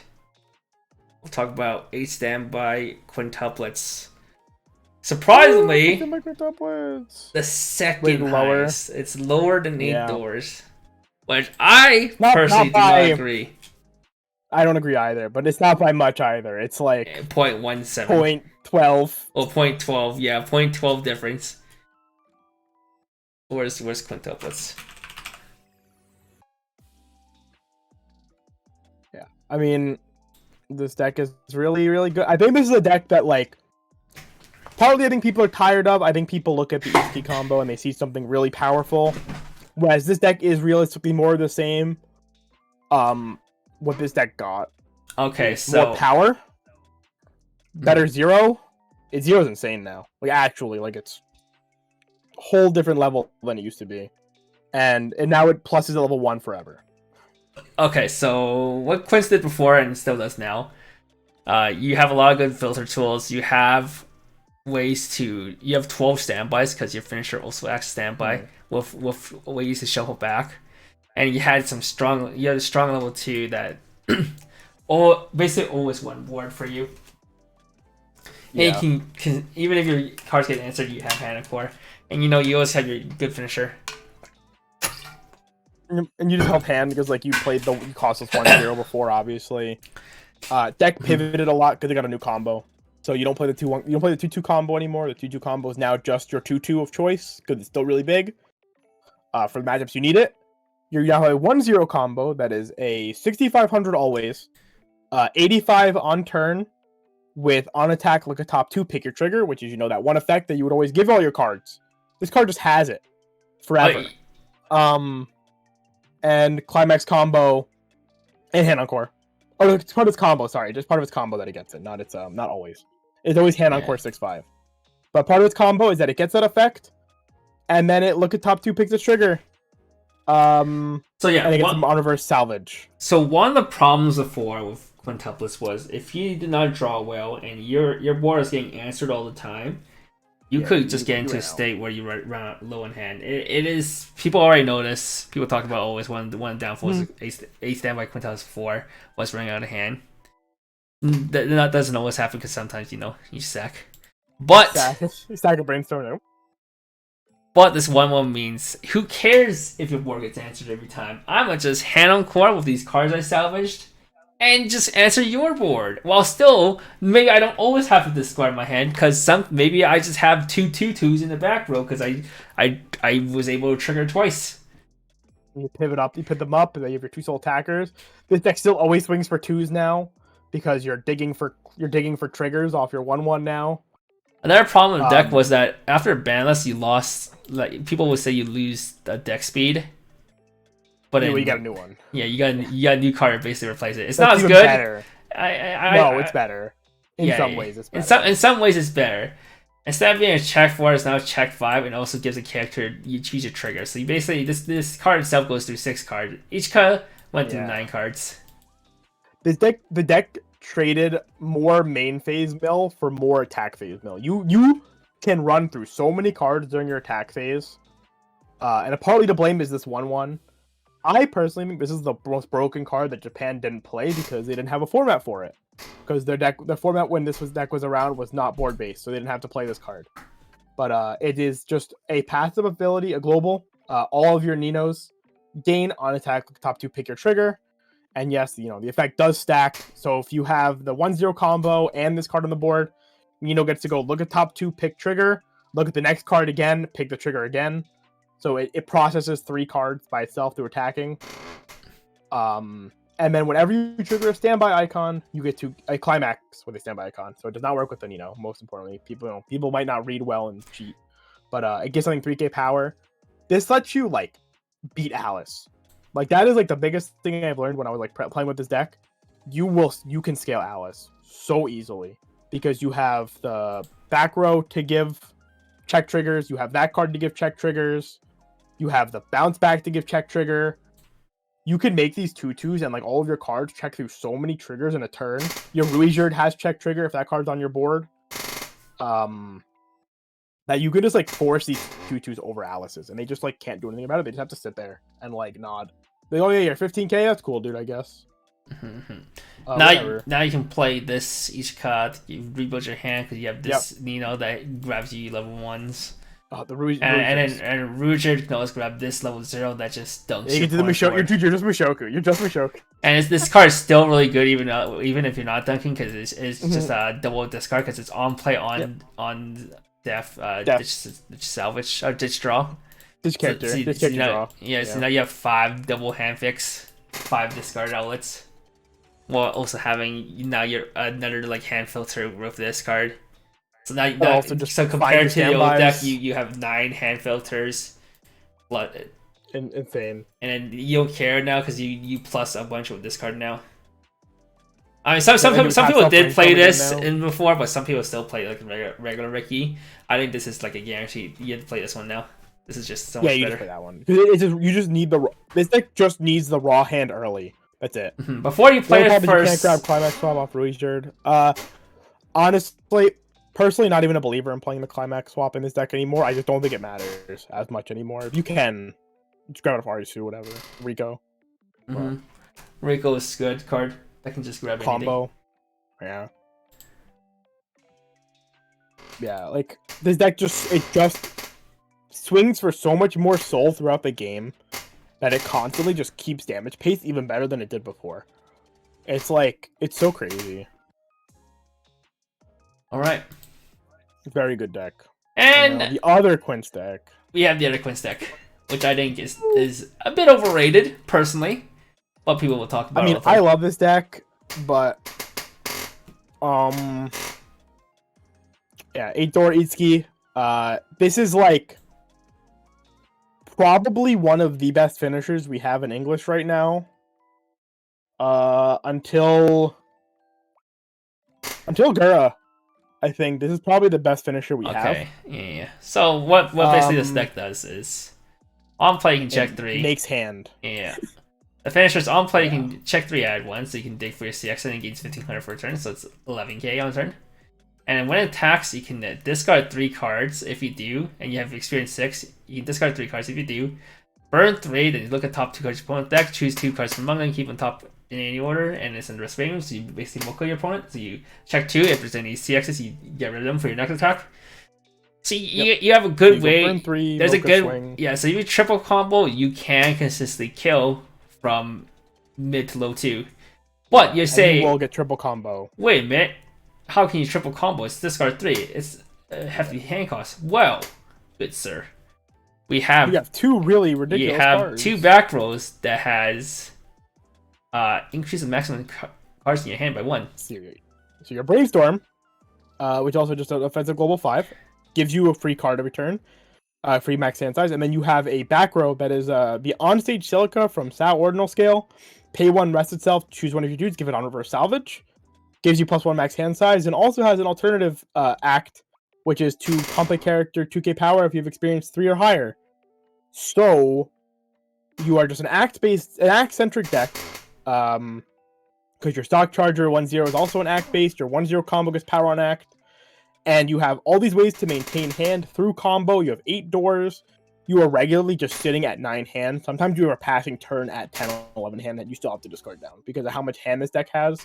1-0 combo is the same one you've seen in 8 door before. Just ditch 1, look at 3, add up to 3 Quince characters. You now have the Mel 1-0 from Hololive. When using act, gets on attack, reveal top at level 1 or higher, send it to stock. But it gets its power condition is like absurd. And it is on act, gets 500 times all Itskis. So it attacks at like 7-5 or whatever. 7. It's 7k with before CXs. 7k 8, yeah. 7k and then 8 with climax. So it's really big. 8-5 with the defensively counters big. 8-5, true. And then you have a double bond. You have a bonder, a deck search bond to your combo that also has act, pay 1, sack it to tobacco yourself, and then salvage a character. So you can basically double triple combo every single game. The hardest part of this deck is having the door in your hand. But then when you hit level 2, you can also search your door with this 2-1. Yeah, you have a 2-1. Your 2-1 anti-Alice card is like 13-5. 13-5 clock kicker. And then it has pay 1, drop 1, search your deck for a door.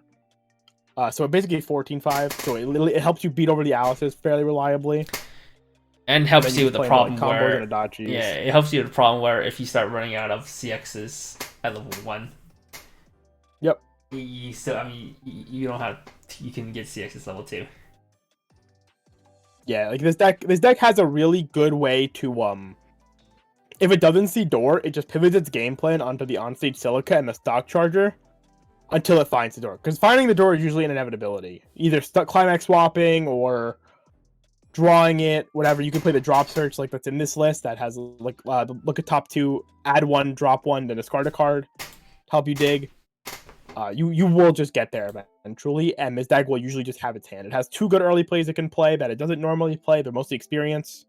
You have a heal to stock that gets pretty big, and you have the unadodgeable EP or whatever. This is a healer that gets pretty big. Like it's one of those decks that really does a lot. It wins board if it wants to. It kills people really well, and it's fairly resilient. It can lose to itself a little bit, as any of these combos can. You know, if you actually mill a bunch of climaxes, you don't really have any way to deal with it. No defensive counter or anything. Yeah, one of the problem, I think like the only problem with this deck is like its deck speed is quite lacking. Mm-hmm. It is very, very much mashing brainstorm and comboing to mill through its deck. You can play the next soul event. I would not play the next soul event. I think losing adding more cards that Itsuki misses on sounds hella neg. And you're also ditching your whole hand with this finisher. So the chances are you don't, even if you do find that next soul event, you're not keeping that next soul event. And there's a good chance you're not even beating over. Like it's 12k. Some decks just walls that. Yeah. So you just don't pretend. You just kill them or die. And maybe if you sack a turn, and you can do something. But yeah, I mean, deck is good. Deck is very strong. I think people are just very much appealed by the raw strength of the finisher. And you know, this deck is being played in Japanese currently fairly often. They also have banned Ace Standby, which I'm pretty confident Japan would be playing a fuck ton though. So personally, I still rate Ace Standby higher than 8-door, but I do too. I think the community thinks the finisher is insane. Something not on our list. Yeah. So. All right, and lastly, Sao. We got Sao. So, 8 standby Quince is 90.94, 8 door Quince is 91.05, 8 choice Sao was 89.23, Kirito Sao was 92.33, and Silica Sao was 95.68. Literally don't understand it. I really don't. We have mentioned this deck multitudes of times so far in this stream, and for good reason. This is the deck to beat in the meta right now. This is the deck that I remember. Do you remember when this was coming out and we were saying, no, Sal's not even gonna be that bad. This deck's so fucking whatever. You just hate the deck. Yeah, I don't know. I just know this deck was insane. Everybody was shitting on it, saying you can just hate on it really easily if you play towards it. It's gonna be, you know, a lot worse because you can just build to hate on it. This deck doesn't care if you build to hate on it, dude. It's the same fucking deck every time. The second you drop a game where you don't get to answer the Alices, it just steamrolls you all the same. Like, fuck this deck, dude. Honestly. Alright, if you don't know what it does, is the same. If somehow you have been tuned out of the competitive scene in the last 2 months, here's just what the deck does.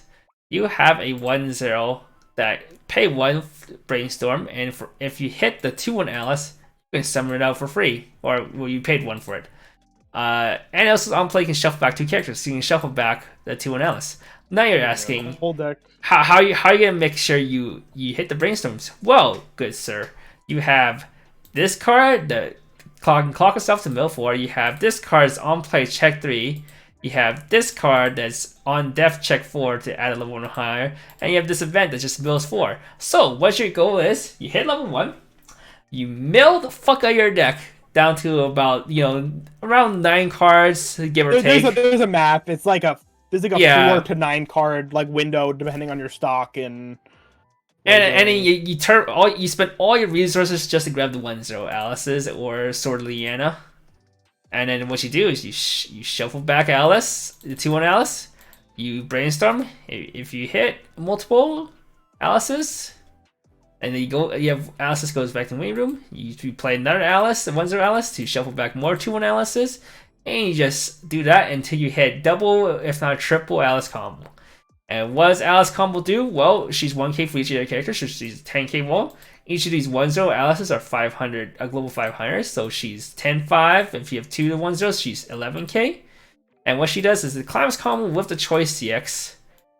You can stock 1 character, or you salvage 1 character, and you stock an anniversary character from Wayne Room. So what do your usual targets? Well, if you know your opponent can threaten you, you grab a memory kit counter, a level 1 memory kit counter, that's 2k counter. And you get a level 1 3k counter. For some reason, there's a 3k counter. That's level 1. So now you have... Dude, it's fair. Now you have 2 combo... If you double combo, you're guaranteed to have 1 that can hit 13k on defense and 1 that hits 14k on defense. And if these Alices live again... Well, guess what? If you happen to draw into a choice, which some people was like, oh, they never draw into another choice. My opponent always draws into another choice. Yeah, they always have the second choice. They just sit there and it's like, do you have the choice? Yeah, I have the choice. And they'll do it again. They'll stock some more. They'll salvage some more. I'm playing pants combo to make sure I have the fucking choice, and I still don't have the choice. My opponent, door, choice, bar, whatever, they have the choice every time. Sure, sometimes I see my opponent whiff combo and they can't get out double Alice. Yeah, they still slam fucking 11k bodies in the water. I don't know.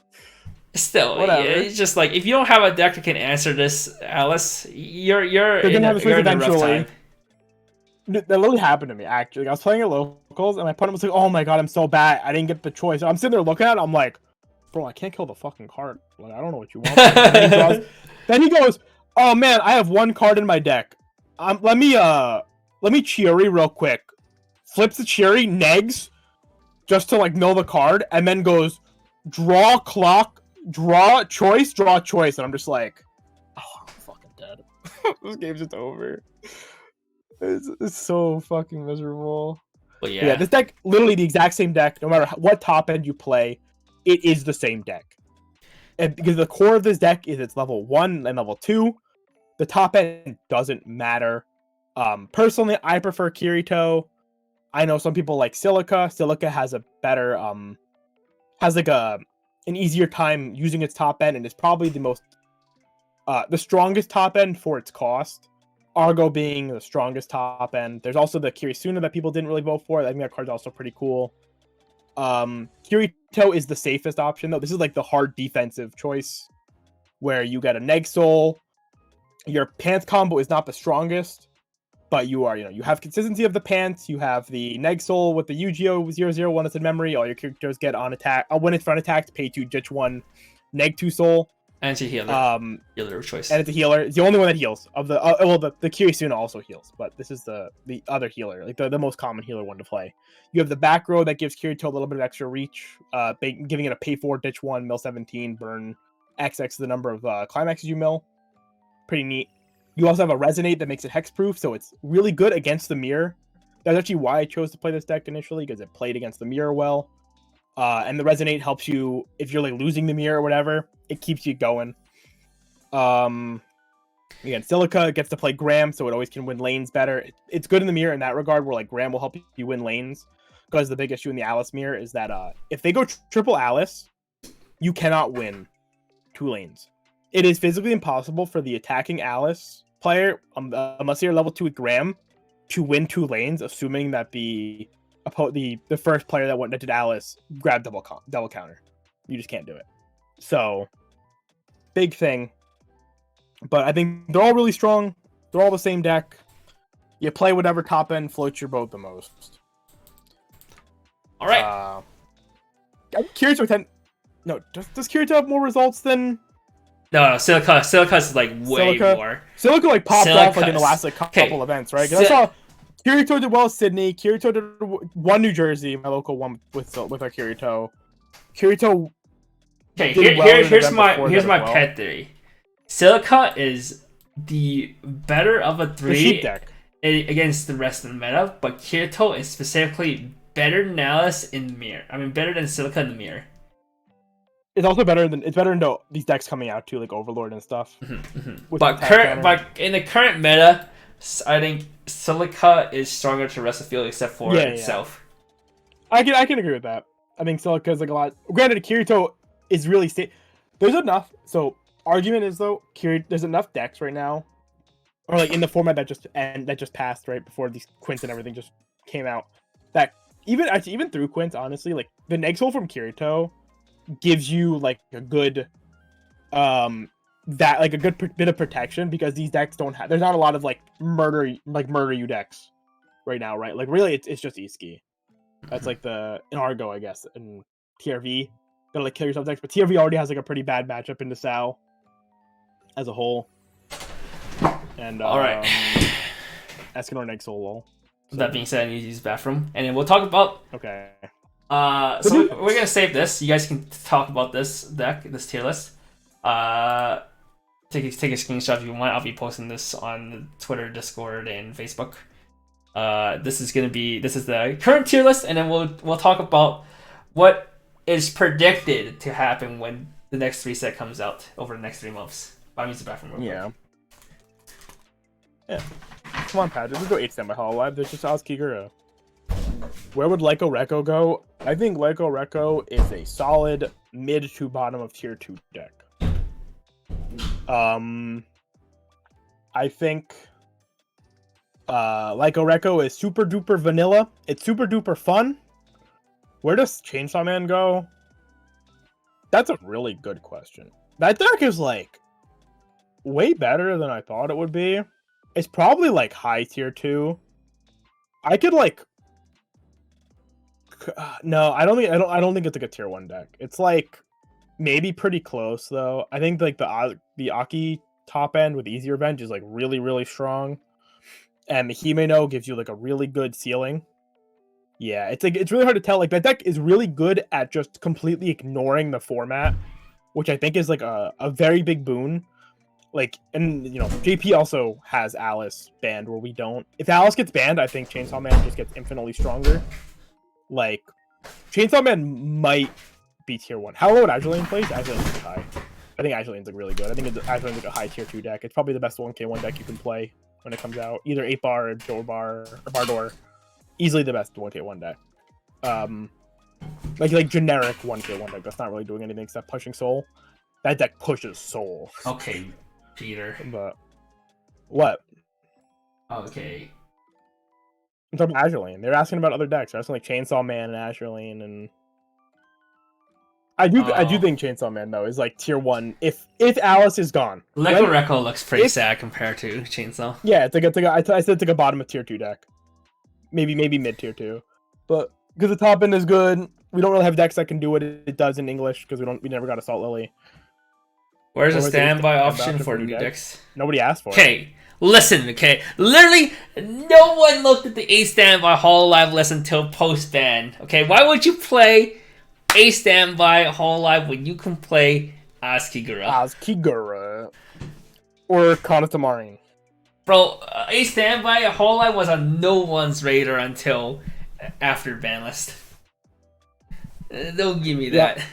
Yeah, I mean, I do think that deck is actually like pretty good now, but yeah. I mean, it helps when there's no Overlord, no Alice.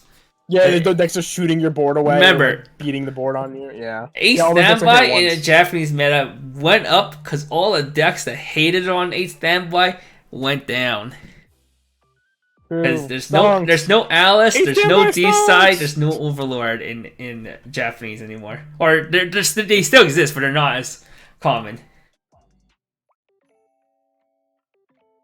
Yeah. 8 standby to the moon. Woo! Yeah, had to just remove tier 1 from the game. Like basically our entire tier 1 is gone. Because they don't have SDS. And Kanatamarine is still a deck that they will play. Because they will never stop playing fucking Kanatamarine. Let's talk about the predictions. Where will these new sets that are unreleased be going? Alright, Slime sucks. We're gonna start off, A standby Slime. In tier 3, we have A standby Slime with 68.27 points. Where is it? It's in between Mushoku. A standby Mushoku. Yeah. Alright. For those who don't play Japanese, here is what. Have you played this deck, Kevin? Do you own a? Do you own JP Slime? I don't own English Slime. I own JP Slime. Oh right. You just borrow English Slime whenever you play it. Have you tried this?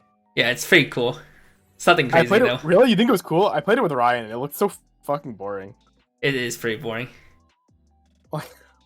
This deck blows, yeah. So you got some new tools, you got Bounce Back. Yeah. You got Bounce Back and Magi. Cool. Yeah. You got Bounce Back and Magi, and you got the Ricky that goes +2, like every other deck. That card, yeah, that card's good. And then you have a new engine. For Rico. You have a new engine that gives you global 2k hexproof. Wow, and you have a that stands a card. Yeah. And instead of playing a level 1 combo, you now play this package of level 1s where you can just mill your deck out.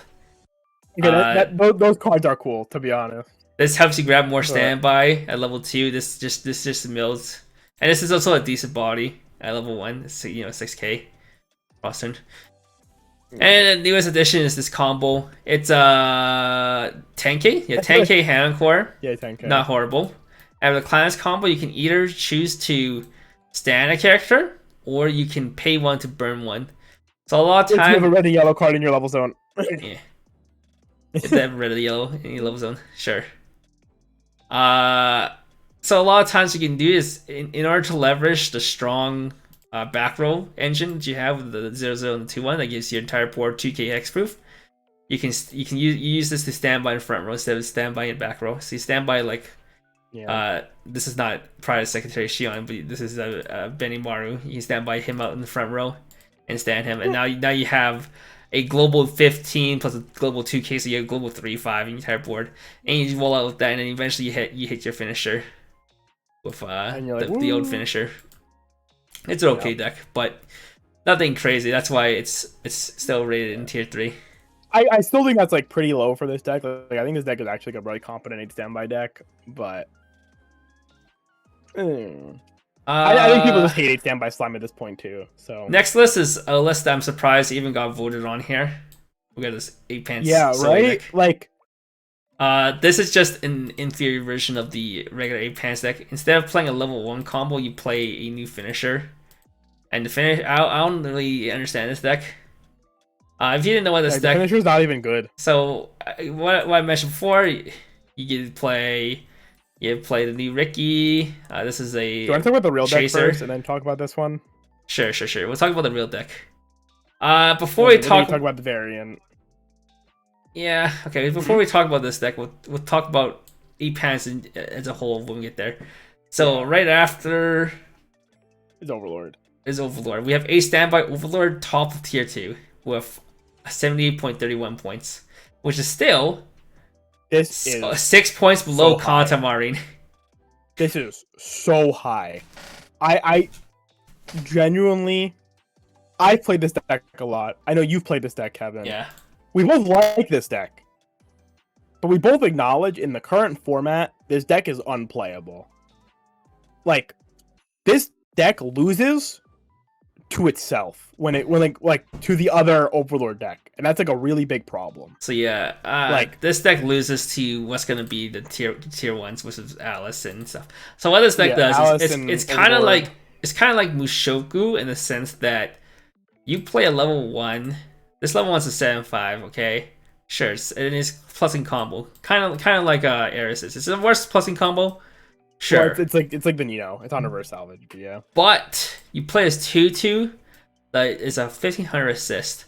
So if Mushoku was sitting at 8/5 walls, you are sitting at 9k walls with this. Yeah, you sit in like double 9k wall. And then the turn after, you can convert your 2/2 and change it into this 3/2. Well, not the turn after. The turn you hit 2. Oh, the turn you hit 2, you can convert it to this 3/2. And what this does is that 2/1, you can pay 1, discard 1, and send it to Wingman. If you do, you salvage this 2/2 event. If you don't know what this 2/2 event is, it's basically a 1/5. A level 2, it's a 1/5 counter with -3 soul, and level 3 is for 2 stock, and then at level 3 is a 3/3. It's basically a 3/3 counter with -3 soul, so it becomes worse at level 3. Yeah, so it becomes bracelet. But then you summon this Albedo on play. You can heal 1, and then on 6 combo, you burn 1, and then you get it's like Cosme where you have anti damage. Yeah. In this lane you have anti damage, but it's also during climax phase, which is pretty cool. I think Cosme's only in battle, so this one is like it dodges. I don't really know how many climax phase burns there are right now. There isn't a whole bunch. All, but yeah, but it stops that for what it's worth. So yeah, and then you stand by out the 2/2 again. Yeah, so you're like 11/5s. So pray to God, this deck prays to hit aura. So at level 2, what happens is you get a 10k that has anti damage, it healed 1, it burnt 1, it grabs you your Myoso counter that's also 1/5 counter, so you can, and then you also summon, you can, since you're playing standby, you summon standby, and this happens at the same time when you play a standby because they're both placed on stage.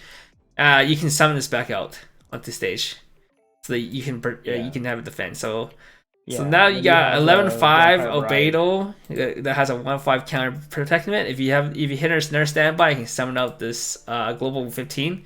Now you have a 13k that can be defended with a counter. 14/5, and then the problem is that you're relying on hitting the standby to summon out another one of this guy. Yeah, your level 2 really hinges on triggering the extra standby to like be really safe, especially in the current format. Even then, you're not big enough to contest Alice either, which is like a really big deal. You're never big enough to contest Alice, like never ever. Yeah, because you're only 13k offensive best. And like this deck can hit 2 pretty reliably though, because of the Vampire Bride Shell tier stuff that you'll see in the other Overlord deck that plays it better than this deck. But it's basically just up to 3 times a turn you can clock the Vampire Bride from your waiting room to draw 1. So it helps you find the standby. You're like really good at finding the standby to your hand, but it's triggering it's a different story. But yeah, the deck is really comfy. if there's no decks that can like really beat this deck on defense, where this is like one of the better decks on defense, I think this deck feels really good to play. And JP, unfortunately, I think Mushoku Unbanned is just better. Still, because non-interactive plusing combo that you can just keep slamming if you hit it, whatever.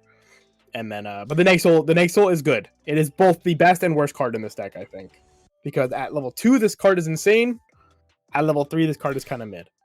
But, it's still a fine card at level 3. Yeah, it's a bracelet, and it just feels bad compared to how good it is at 2. And then you're like, you feel inclined to use it at 2. Like you feel like if you're not using it at 2, you're like wasting because you're spending an extra stock that you could have used.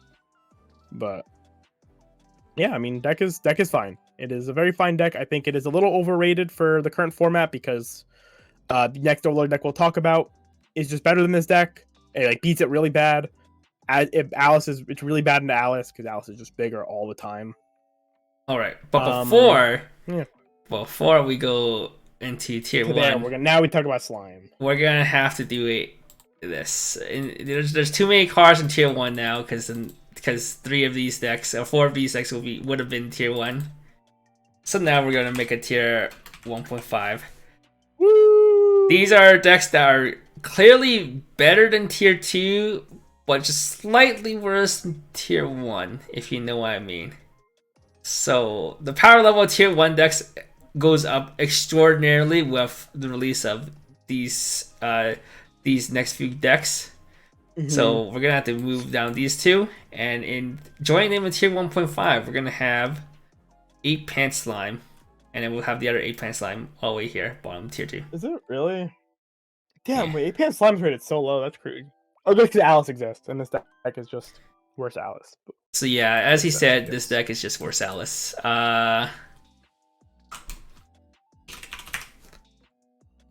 But you like this deck? I do like this deck. So we're gonna have 8-Pan Alice.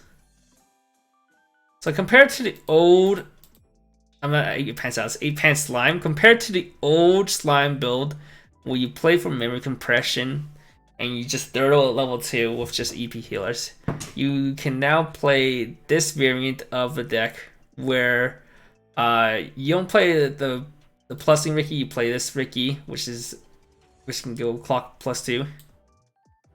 You play some other hand fix cards, some new hand fix cards, and you play the new back row package that we talked about earlier.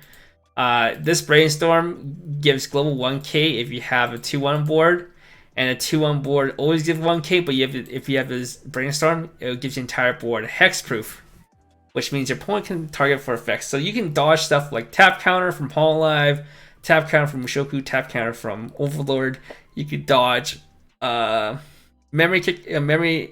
counter from Sword Art.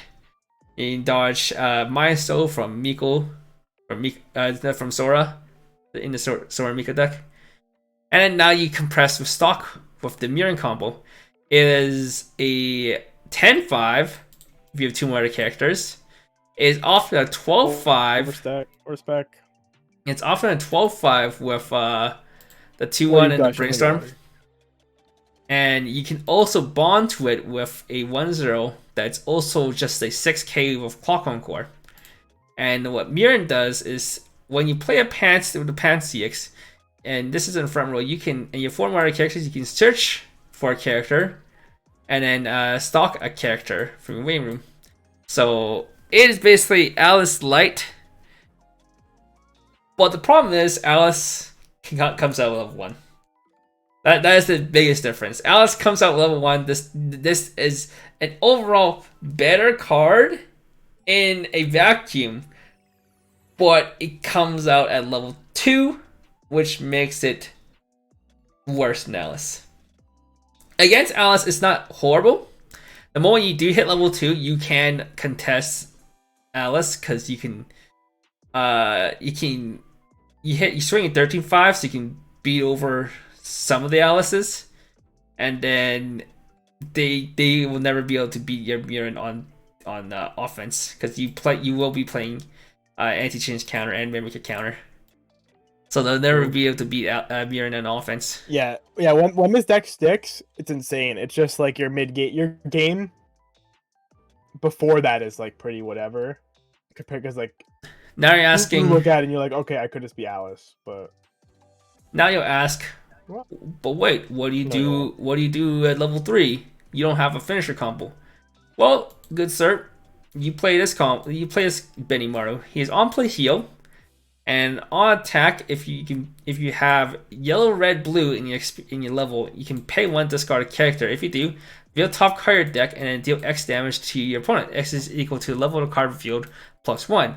Well, since you play a bunch of level 2s, a bunch of level 1s, well, not too crazy level 1s, but a bunch of level 3s, half the time you'll be burning for 1, but in the other half of the time you'll be burning 2 or more. It's not the craziest finisher, but suffices. But what does help you is this 3-2 Millen from set 1 is on play, reveal top. If it's a character, you can burn once. So you can play like multiple of this and then go for your finisher if you just want to go for ping once if you have a bunch of stock from your combo. And then when your character attacks, you get 1k, so it can hit up to 11.5 before 6. And it's on reverse, you can pay 3 clock kick. So it's a burn 1 clock kick, so that's pretty good actually. It's sufficeable. It's kind of like a Cocoachino. You got EP healer, Yeah. and then you got a Kind of. you can burn 4, and you always have the card. You always have the card from Dump your before. whole stock to burn for. Yeah, dump your entire stock to burn 4, but you always have the card as I mentioned before, the say no button. Yeah. TLDR, your top end still kind of sucks, but it's better than it was. It's like two times better than it was. You have a complete mid game now. That's Yeah, not just. yeah, you have a mid-game it's now. not just EP healing. But they don't even play the EP. If it's so, it is just so weird to me that this broken EP that we've talked about for years as like the best card in Slime. No, you didn't play anymore. Literally waste of space. Wait, fuck it. No, don't want anymore. Because if I'm playing that card, then I'm not playing Neurons. Wild. That's what I found when I played. Like I was like, there's never any moment where I want to slam down this EP healer because I could just slam down. You want Neuron? Yeah. It's so stupid. But you play Yeah, play as such an EP healer because at least this one doesn't. Because there are times where it's not like the old deck where you try to triple Shizu. Now you just go for double. Yeah. you can. Yeah. She's just less of a central factor of the deck compared to how it was before, which is why some people decide not to play Shizu at all, and they play this cope deck, and they play this finisher. This finisher is on play heal, and it gains 1500 for a turn, and then on reverse you can pay 1, discard 1 with a CX. If you do, burn 4 and put like bomb deck your opponent's character. Like. The only benefits of this is that because you're not playing Benimaru, you do not need experience 3. Or you don't need an experience. So you can cut out yellow. Deck, right? Like I understand you want to play 8 pants because of Muron. I would like unironically rather just play Pants Book and play the Shizu that people are playing now in English. No. Because that got a cool card. What other people do is they play the other soy finisher, which is the salvage split soul. That one's bad too. I'd rather just play the book. Like I pray to God somebody will try the book and try that. I think the book, because the book gets a card that lets you like restand the book combo so it can burn again. I think that's really cool. It gives you to do all the extra stock that Muron generates, because with Muron you're gonna have so much stock. It's insane. Because this card doesn't die like ever. But no, people don't play it. People just want to play 8 pants, which I understand because looping. If you're gonna play 8 pants, just please play the Shizu combo. If you're gonna play a combo, look at like book or something, man. Don't play the Soe. The Soe is so bad. But yeah, that is what It's so bad. set 3 will do for the pants deck slime. It Slime basically changes its entire identity. It's no longer the same deck anymore. You cannot tell me it's the same deck anymore. It's no longer the memory compression deck. Core. The core is still there, but it's the restand is not that expensive considering your top end costs nothing, and you are a deck. All your deck does is make stock now. Like you slam these Murons, they don't die, and your goal is to just stay at 2 and slam Urons for physically as long as you can. Like, this deck will hit 12 plus stock. If you're telling me at 12 plus stock, slamming down triple of a combo that searches itself and a 2-1 that you can search by the third combo is too expensive, then like, I don't know, man. Like, it's so free. And it's not even like a thing you have to play towards. Like, if you can't afford it because like they, you get rushed, whatever, you don't cancel, you just play the book combo. Who cares? It's better than what you're playing in 8 pants. Is he talking about the door combo? The restand? No, the 2-1 that makes the Shizu book restand. It was like the pay 4 or whatever. That one. Yeah. I don't think so. I didn't just play this list or some variant of this list. Okay, no. I'm saying if you don't want to play Shizu 1-0, right? Like if you are a believer in not playing a 1-0, I think that it is just the best because your deck can do it consistently. Every game that you don't just eat shit, you will have 11, 12, 13 stock, and you can just do triple plus restand.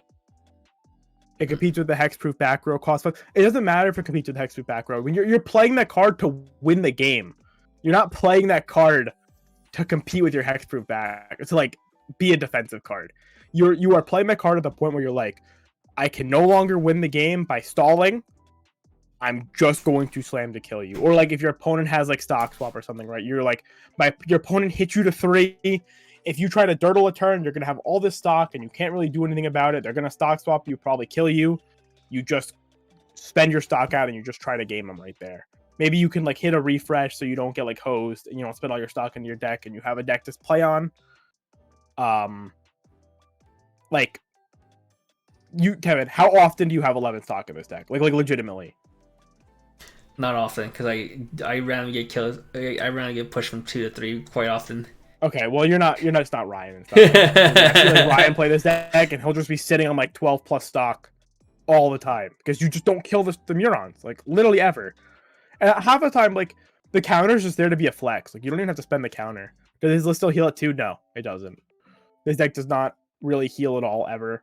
It just if you have prolonged level 2, then you can heal. Yeah, you can play like a Shuna down and. But your center focus is not spending stock anymore. You don't spend like any stock in this deck. Yeah, you're now instead of memory compression, you go into stock compression. Yeah, you have like 3 or 4 memory, maybe, and then usually it's like 2 realistically, but and then you just go, and it do just be going. All right. Yeah, this deck's good. Better, gets significantly better if Alice gets hit. When Alice gets hit. All right, and what do we have next on here? We have the first Whole Live deck in right above the quintuplets. We have the IMA Whole Live deck. This deck better not exist. Wait, this is a questionable deck if it does exist, but as far as we know for now, hypotheticals. It is gonna be it can't exist. Dude, which one did you show? Is this pants or is this? This is 8 pants. It's 8 pants. Okay. So realistically, there is no definitive combo. For the most part, the level 0 core is basically the same for almost every deck. It's pretty similar. And the only difference is what 4 cards of this card and what 4 cards of this card and what 4 cards of this and what 4 of this do you play. Some people play like so there's JP is playing. They played 8-bar. Which is either the Fauna or the Okayu, with like the Fubuki or the Sora. What was it? What was the other bar combo? Fubuki. There's also Toa. There's also Toa. That was the one.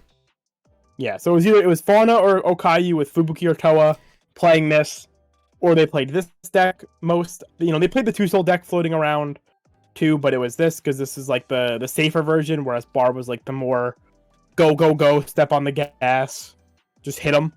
This plays a little more conservatively, tries to like actually use the combo multiple times.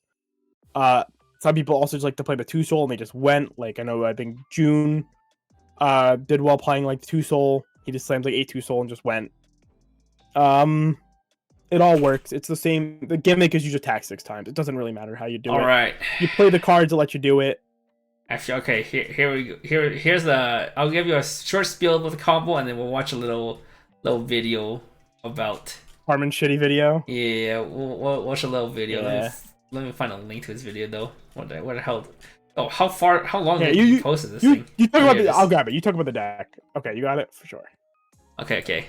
So if you don't know what the whole combo is, you have this 1-0. This one. It's not polka. Well, I don't know why it's polka. There's 1-0 IMA, and when it is placed on stage from hand or deck, you can discard one card to summon another copy of itself. So the whole idea is, the intention of this card is that you play us down, you summon one from deck, and since summon from deck, you can discard and you summon another one, so you get a triple of these.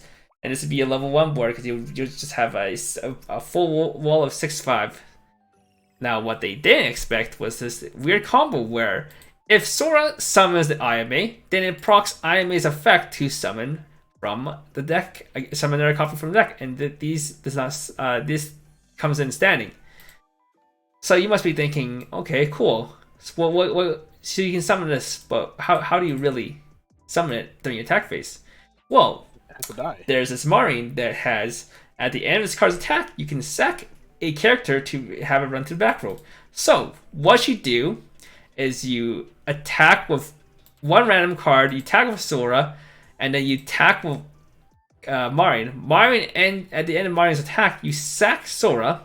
Sora pays Sora clocks the top card of their stock in order to summon IMA. IMA now it summons IMA in defense though. But IMA now triggers. I mean, not defense. Rested. Then IMA now triggers because it's summoned from the deck to summon another copy of itself. But that copy is summoned standard. Then you do that again. It comes in attack. And then you do it again, and now you have 3 IMAs on your board that are standing, and they can all attack again. And with a CX, you're now swinging 2/2/2 again. So here we have. SB, we have SB. I have 12 notifications. We have SB, TCG, Carmen, Con, Lucy. I don't know if that's against copyright, so no audio. But here's the Don't you know what you copyrighted? I have no idea if not. So yeah, it swings with Mario at the end. He sacks the Sora. Sora summons IMA. IMA discards to summon their IMA. Search your copy. He ditched another one. Search your copy. Yeah. Do it again. Ditch one, search a copy. And wow, you have 6 attacks. You have a 6 attack 6 times at level 1 for the cost of 3 hand and taking a damage and 1 stock. But you build 3 stock back. Yeah. What's fucked up about this deck is we found out if you So you went from 1/4 to 2/3. Yeah. If you start your turn and you spend no stock. You're 0 stock at the start of your attacks. You can spend, if you only spend 1 stock to resolve Sora, you'll end your stock. You end your turn with enough stock to fully slam Sora combo. Fun facts. You do in fact have 5 stocks. So if you have Sora 2/1, you can just slam a 2/1 and you can triple Sora, and you can just triple Sora somebody afterwards. It's pretty sick. Yeah, I definitely did that. That's a spooky deck. So this deck became popular for about a week and a half in Japan, and after that week and a half, the bans came out, and then what they did, they just banned IMA. Yeah, and IMA became the fastest card to ever get banned in the Japanese side, at least. From release to ban, IMA is the fastest. Gorilla Grodd, smile. Reason why we think Pants is the best combo is because the Pants combo you can sack your Pants CX to check for add 1. So what you check for add 4. So what you do is you swing with Sora, you swing with Marine, then Marine effect hit, summon out 2 IMA or like summon out 3 IMAs, but you play over 1 of the IMA, so that you get 2 additional attacks, and then you play with Shion to sack your CX and then refill your hand up. Because one of the downside is like sometimes, even though you have 4 IMAs in deck, you have no hand. Sometimes you just trigger. Sometimes you trigger IMA. Sometimes IMA trigger one. Yeah, sometimes IMA is stuck in stock. Sometimes it's stuck in clock. So you can never go for the full net 6. So I mean, this plays towards just going for 5 attacks instead of 6 attacks. But even then, 5 attack at level 1 is still crazy. Still degenerate as fuck. And then you can do it again. Because then you have like Crony to free fresh and stuff too, and you just added a bunch of cards to your hand. and then you're playing 8 pan, so you probably have a climax or slam, and it's just Yeah, you have free a freshes, very you have big loop shuffle of deck, unfun. you have cards, Yeah, you have the polka helps you plus because it's a double plus, and then you can play the 1/0 polka to spawn the 0/0 polka, and the 0/0 polka is pay 1 to a Magi, and then also bounces to hand when you play climax. So it's like a double plus. It's insane. Mio It is has just so much. Mio's just here to search out combo pieces if you need it. Rainy also helps you. It's also Get red them fix to and the helps you exhaustion stuff. fin. Yeah. Aqua, obviously you need hands, so Aqua and Lap Plus just fills up your entire hand. I meant to fill up your hand. We just hope this does not exist. Cause this deck is not, mind you, I'm gonna put a disclaimer. I don't actually think IMA is that good as a deck. I don't think it's a winning deck, but it is a deck that if you face super frustrating, shitty coin flip that is super toxic and unfun to play against. But like, sometimes it just loses. Like you just can't play the game.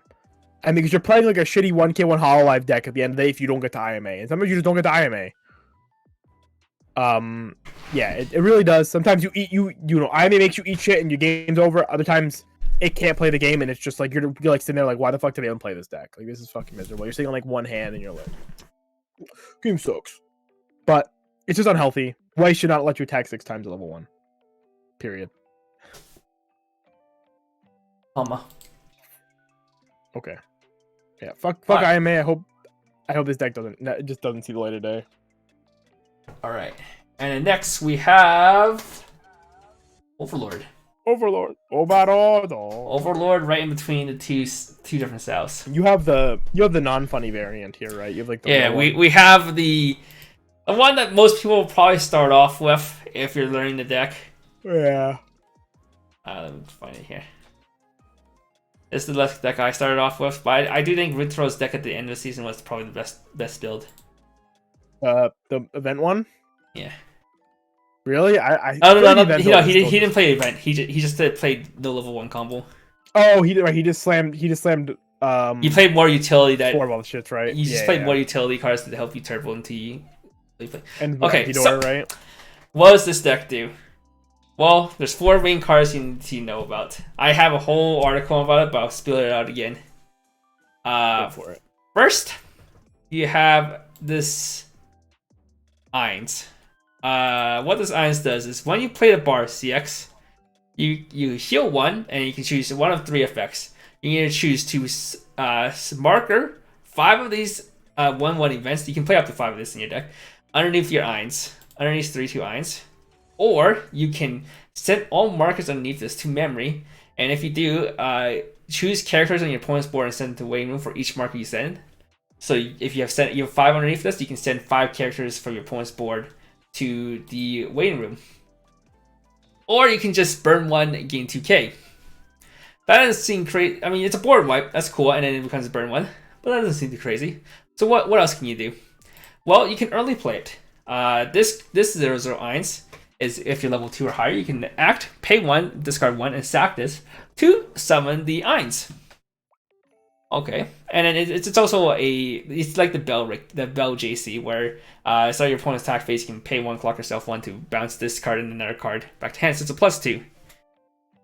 So you know it's good advantage. Okay, now you say, okay, I can marker, but your opponent can just what's the point of the markers if my opponent just beats over me? Well, too bad they can't beat over you with this card. What is 1/1 Eins does is it makes your events free. First of all, your events are just salvage ones. It makes your events free. It's a level assist, and then climax combo with the same bar. When the bar is placed, choose one of your 3/2 Eins.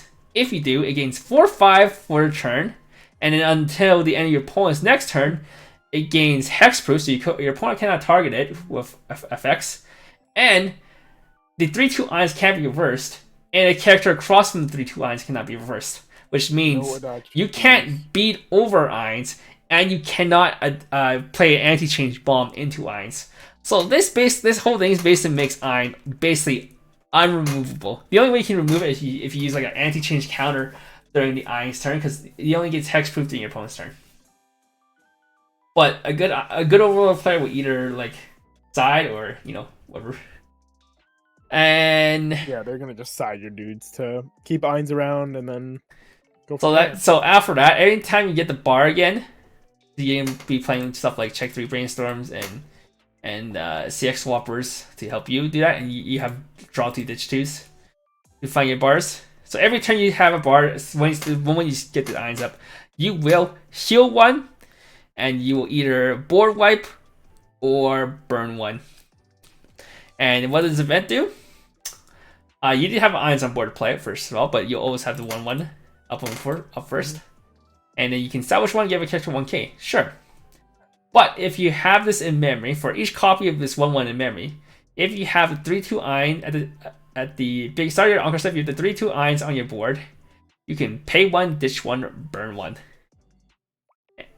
So at level 3, ideally, if you have 2 stock and 5 hand, and you have triple irons on board going to your attack phase, you can play the CX, heal 1, burn 1, heal 1, burn 1, heal 1, burn 1, swing 3 times, and start your Encore step with 5 stock and 5 hand. You can pay 1, ditch 1, burn 1 5 times. Now you're thinking, how do I get all this hand? Well, this 1/0 Schalt here has the effect where once up to 3 times per turn, you can clock the 0/0, which is kind of useless. It's just a bomb. That can also sack yourself to power bump, but you can clock yourself to draw 1. This fulfills 2 purposes. 1, it helps you build up your hand for your events. 2, it helps you hit level 2 fast. This is kind of like content marketing where you want to hit level 2 as soon as possible, and this deck lets you do this card lets you do that. So you have 3 Vampire Brides in your bin, and your opponent hits you to 1/3. You can draw for turn, clock, draw 2, summon this, clock yourself 3 times, hit level 2. If you have another copy of this, you can clock yourself some more if you want to, because the Vampire Brides will go back to bin, and then you do your combo. So what a lot of Japanese players did with this deck towards the end of the season was they counted the level 1 combo, cut the level 1 combo out. They add another Brainstormer, they add another one of each of the background. There are 3 ofs, and they add another 2/1 draw 2 ditch 2, and you just play a turbo draw into your finisher, because this 3/2 lines is a hell of a card. As you saw, there's a 4-card combo that does so much. And that's basically that. Yep. You have a good finisher. You board wipe. You heal every turn. You can compress. 2/0 event. I tried it. 2/0. Okay, if you want to play a 2/0 event, you have to be prepared to grind with it a lot. I did not grind with a lot, but I can already tell that playing that variant deck is extremely hard. And you have a lot of limited resources, so you have to be very smart with what you do with the deck.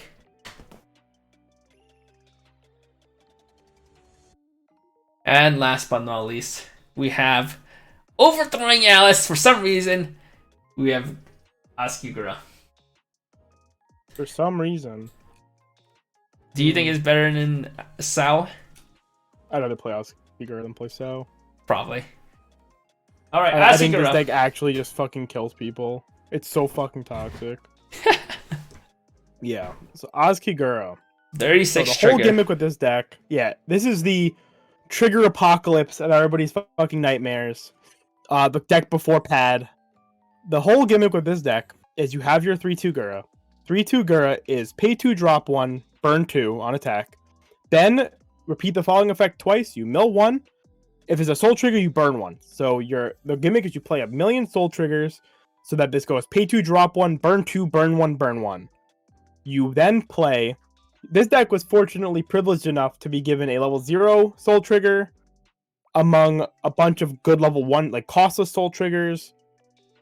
So you have your Oski level 0, which is a standby combo. Normally, hybrid standby, not very good. But Oski is very simple in that it just gives something power, and then when you combo, you bounce it to hand, search 1. So you can just search for like your sack the CX good cards you want to. Sack the CX, yeah. So the CX always goes back in.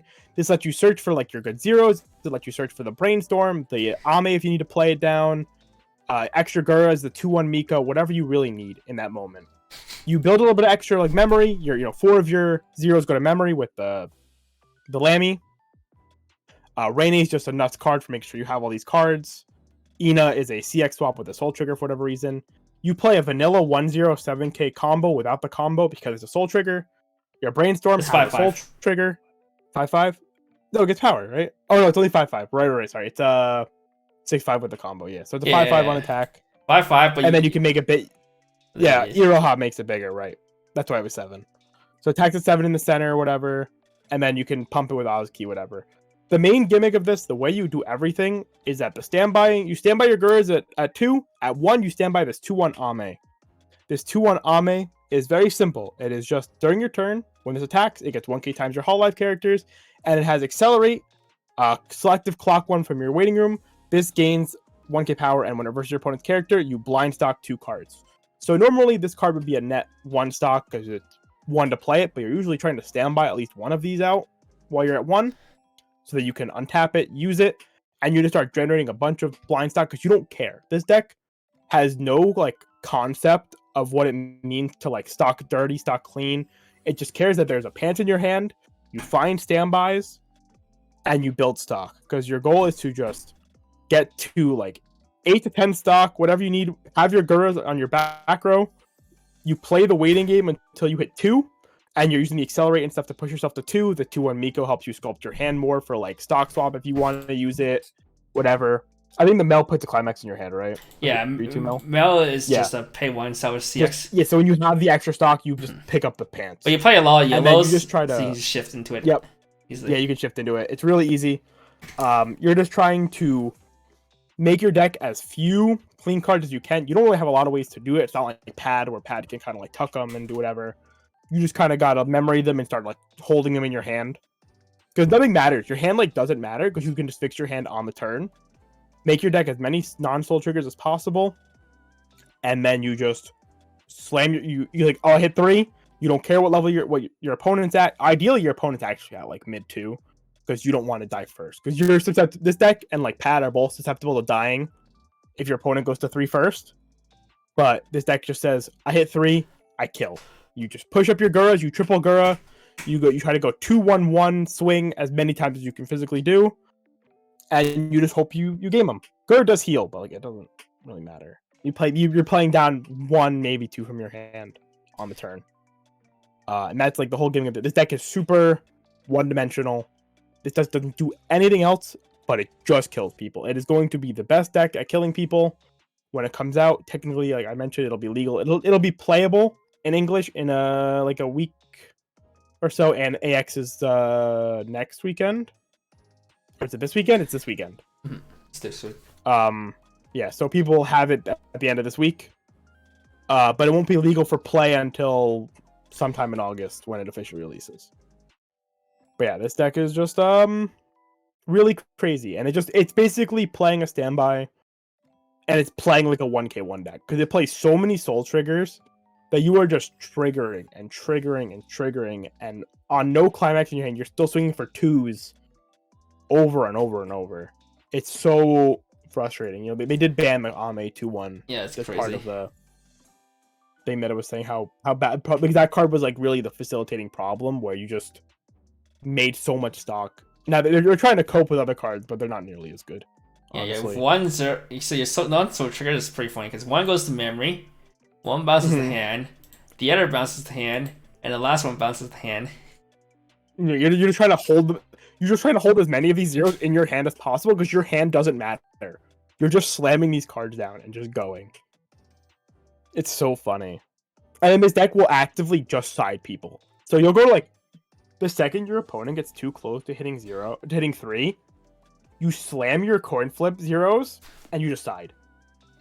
And you just don't care. You're just like, no, side. Hopefully, you know, maybe 1 or 2 of them bounce to hand or whatever. Like the Irohas bounce to hand, whatever, because they're coin flips. And you just don't. You just refuse to push your opponent to 3. All you care about is having the stock. It's really funny. Funny's the word. Deck is really good. I think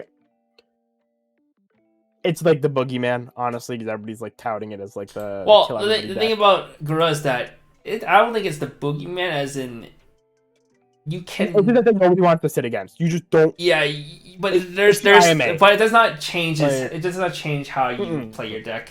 Okay, but you're just ignoring everybody. Nino, Overlord.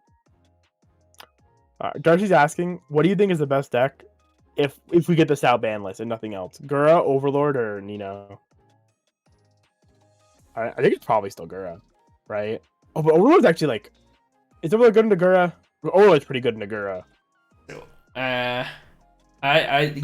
Girl is like the I do not give a fuck. I'm gonna just do my own thing kind of. No, deck. but they give a fuck about Overlord though. True, because Overlord can tap counter. Well, they can tap counter, and they can also you have less time to set up your Guras on the board. Because if they let you go to 2 first, because they know it doesn't matter if you go to 2 first, because you can't contest them, right? Then they just shoot. You try to stand by your Guras, and they just shoot your Guras. If we get Sal ban, we'll probably get Overlord ban too. We'll probably get Sal ban before Overlord even comes out. Overlord doesn't come out till like September. It's hard to say because banlist is because how the sets are released in English compared to Japanese. Banlist is kind of weird in English.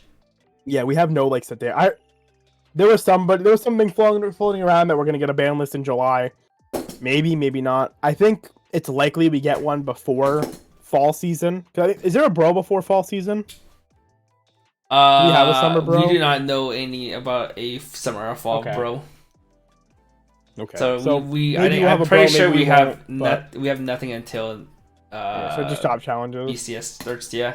Yeah. So we'll see how much they looked at bro and BSF in regards to this. We've seen they do take trios pretty seriously actually in terms of the data, and Sal was in like many Sal was in like majority of tournaments was like 6 out of 8 or better with Sal's. We also saw how that happened in bro. Pretty insane. Yeah, bro, Sal won every single one. Last time a Sal won every single one, they got Sal.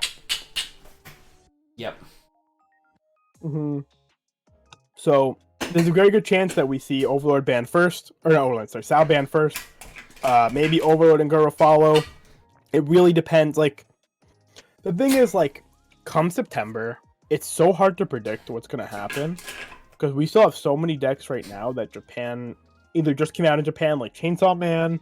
We have English only with like Guilty Gear still floating around. We have Avatar now, which may or may not do something. Really depends. Who knows? Okay, but Chainsaw Man's not even confirmed to come out this year. Yeah. I'm saying, but the thing, like between September and like whenever the ban list drops after, there's like all these floating things that we don't know. We have Quince unbanned. That's a thing that Japan didn't have, right? Like they've had Quince banned for like forever now. Quince might even make a big splash against Overlord because it gets really big, or against Overlord, against like Sal. I think that deck is also just like really consistent, and if Sal gets hit, then it's even easier for that deck. Because like Oz Kigura just lets that deck farm. Overlord's like okay into it. It kind of lets the deck farm, kind of doesn't. It's 50-50. It shoots the board. How much they care varies, I guess, on the game. But it's so hard to predict because we're not in a state where we can just mimic Japan right now. Our format is so different with what's banned and not banned. So it'll be interesting to see. I think this fall season will be really interesting. A lot of really strong decks. All right. Yeah. And if we remove all this again, remove these back. Oh no, I can't put them back anymore. You can't. What the hell? Why can't I remove it now? Mad. Because, oh well. Just make an extra tier. Just make an extra tier and drop them down. Or I guess I just move this one down. Sure, that works.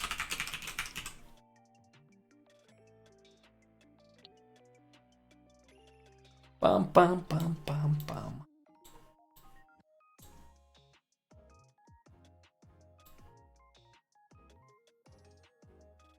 There we go. Ooh. Here's the final tier list. The original final tier list before we added the unreleased sets. So, what you guys thought? We can just delete this. Oh, poggers. There we go. We fixed it. Yeah, it's lit. All right. Any thoughts, final thoughts you guys want to do? I already gave my whole spiel at the beginning of how I did do these tier list content. Any questions on that? Any suggestions on what should I change? Final tier list part 3. Final tier list part 3. Hopefully I can. Probably the band list out there for singles. I do too. Conatamarin is too high. You can tell the community Conatamarin too high. Conatamarin is like significantly lower than than the rest of these decks on here. By the way, like did this reflect 9 put 8 bar Quince on the list? Did we have 8 bar Quince on the options? I don't think so, to be honest. I had to reopen it, but no, I did not. I had it originally, and no one asked for it. Yeah, I mean, 8 bar Quince is like just another kill somebody deck. It relies on getting reverses to make stock. I found BCS format sucks. True. I was looking at.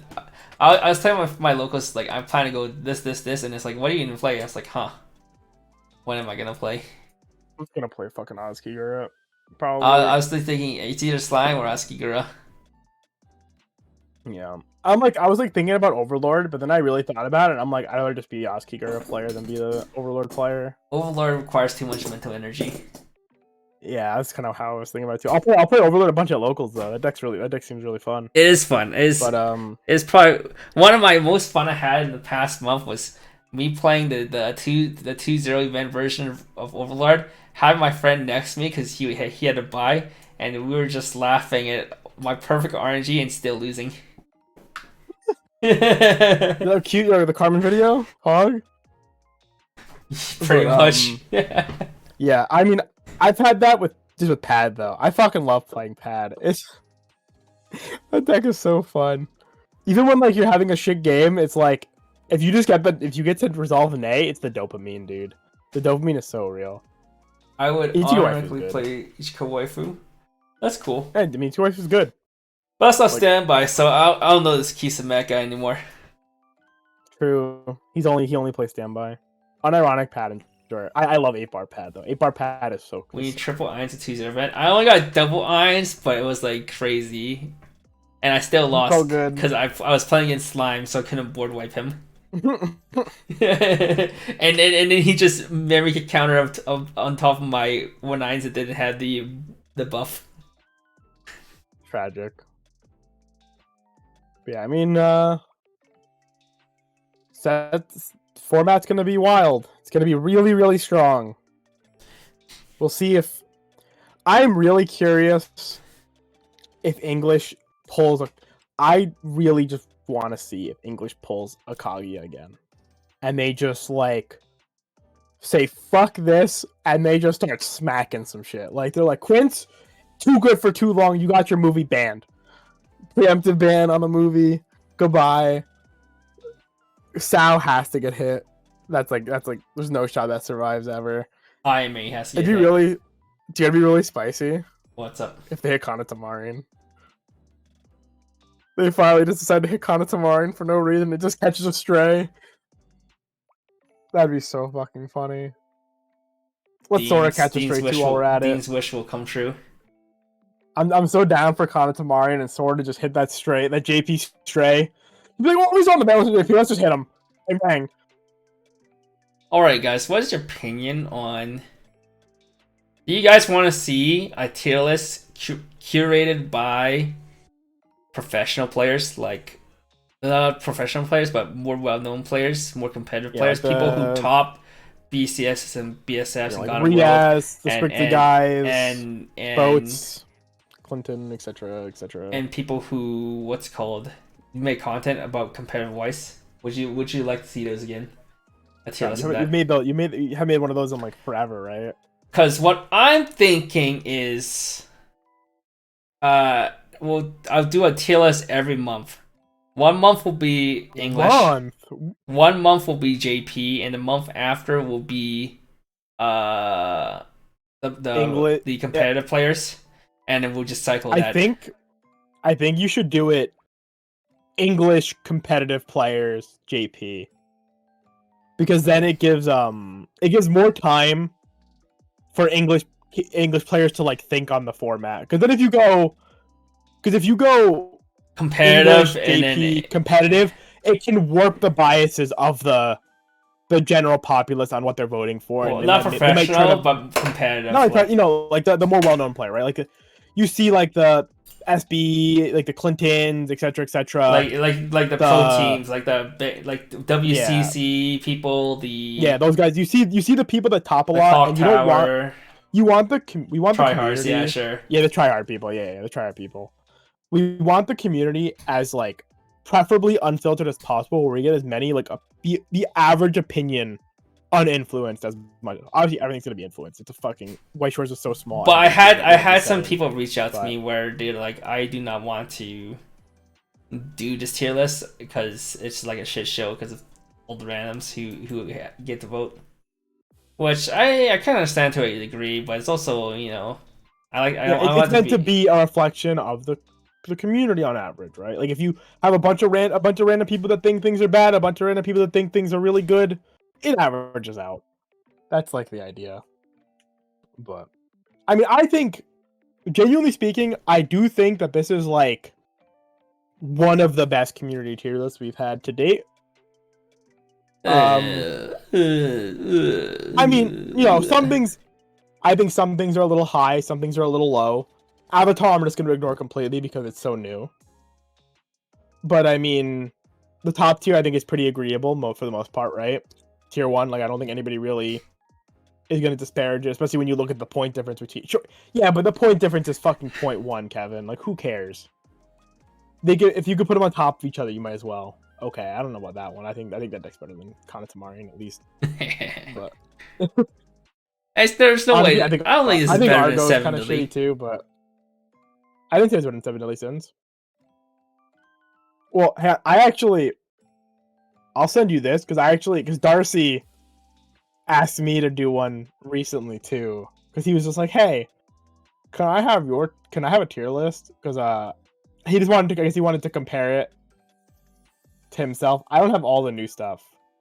And Sao is just he did it the smart way, unlike you, and just put it as Sao, and moved on. But what the fuck is Kill doing here? It was just all the shit that was there. So it's the pup shit. It's just like pup tier.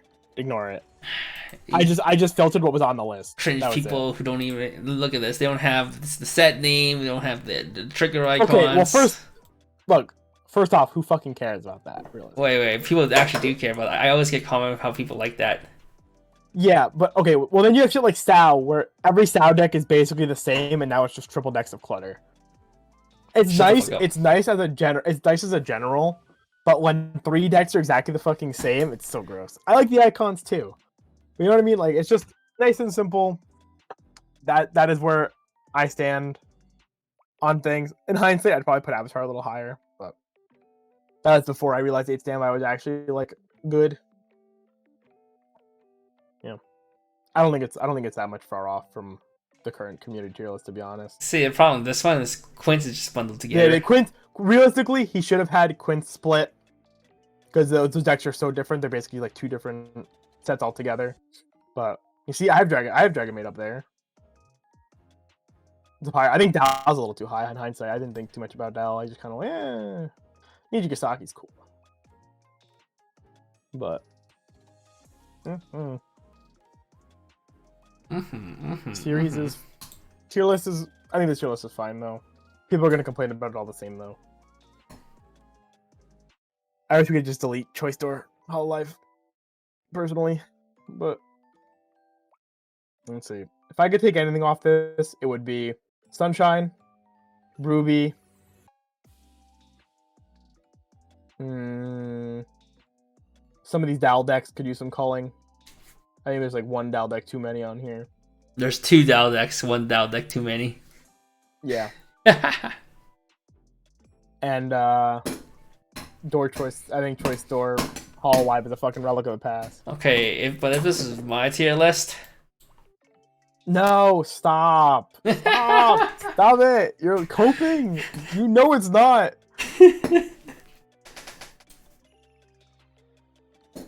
Free Dell, I can't win with fair decks. True.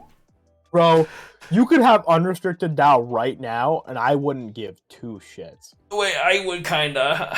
Yoshi and I Dashi. wouldn't, bro. You can have your Kurumi, you can have your fucking Yoshino Adachi. I literally don't care anymore. But if you get that, I get Pad in English. That's Lots the, of that's variety, the but trade-off. top decks are obnoxious as fuck. Yo, that's what I hear about Yu-Gi-Oh meta when there's not 3-deck meta. Dude, the current Yu-Gi-Oh meta is so sick.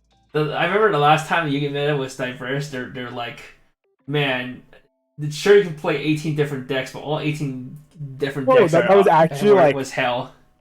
That was like what the format looked like when Cashier just got hit. Like, On the the format before Sprite was like, oh, that was awful too. Yeah, pre-Pote. Pre-Pote was like the format where there's a whole bunch of decks, but each deck just tries to floodgate the fuck out of you. And then it became one deck. But that one deck was sick. I love tier. Well, it was two deck. It was Sprite tier, and then it became just tier. It was Sprite tier, and then it was Sprite tier, and then tier. It then became mono tier when Poison Hypernova. Yeah. Oh, Shizu, yeah, Mama. When Shizu Mama dropped. Yeah. I'm gonna throw. But yeah, it's for current format's pretty sick though. As long as unless you really hate playing against Runic Sprite. For higher, or Live Twin, I guess. Both those decks are really good. But I just play plants. I'm a plant coper and Mikanko coping. Mikankos are so sick. They're so funny. Okay, yeah, now this isn't a Yu-Gi-Oh stream. All right, I am tired now. Yeah, me too. It's 11:40. Thank you guys for watching our reveal of the community tier list for June 2023. I am going to contemplate whether to put this on my personal YouTube channel or the SB YouTube channel. I'll probably just be lazy and just put an SB because everything's hooked up. Be sure to come watch us on Thursday where we do. You also have more subs on SB. Uma Musume. Oh yeah, true. Uma Horse Girls. I'm we tired because I've never been on here. I'm tired because really I translated over 100 cards yesterday. Majority of which how many of them do you remember? I remember there was the 2-0 event. That was cool. You also remember? Do you remember there was a card that I hate? Yeah. The card that gives 2 characters. The shitty twin drive that you hate. It's not a shitty twin drive. It's broken twin drive. Okay, sure. It is literally. It's literally the same as pay 1 twin drive. It is better than pay 1 twin drive in every situation that is not you trigger on the first attack. But if you trigger on the last attack, it pays it out for you. So if you're gonna refresh, that's sick. But you can also use it. But you can't use it to pay out CXs though. Yeah, but it doesn't matter. That never matters. It does matter. It matters a whole bunch, dude. Bro, I used Twin Drive to pay out CX I triggered so many times. And Mushoku in Saikano. Think about it this way, right? The only time that matters is when the climax is the first card you trigger in a turn. Wait, that is the only time that matters. Turn. If you only have 1 twin drive, it matters if the second one. Yeah, but this gives 2, so it doesn't matter. Okay, sure. That one, but I'm talking about the twin drive itself. It does not matter. No, okay. The card. Oh my god! Is good because it gives the first card. Shut up. Yes, it gives 2 twin drive on 1 body, which means that when you crash with the shitter, you get to slam. The chances you get to slam a card over that card is infinitely higher, which is stupid. And then if you use it going first, you can attack with your twin drives, and it doesn't matter. It's dumb. It's dumb and it's stinky. And I hate this profile. They need to stop putting it, especially on Plusing 0. I actually don't mind Twin Turbo as much as I mind Plusing 0 ones. The ones that you could use going first are the ones I really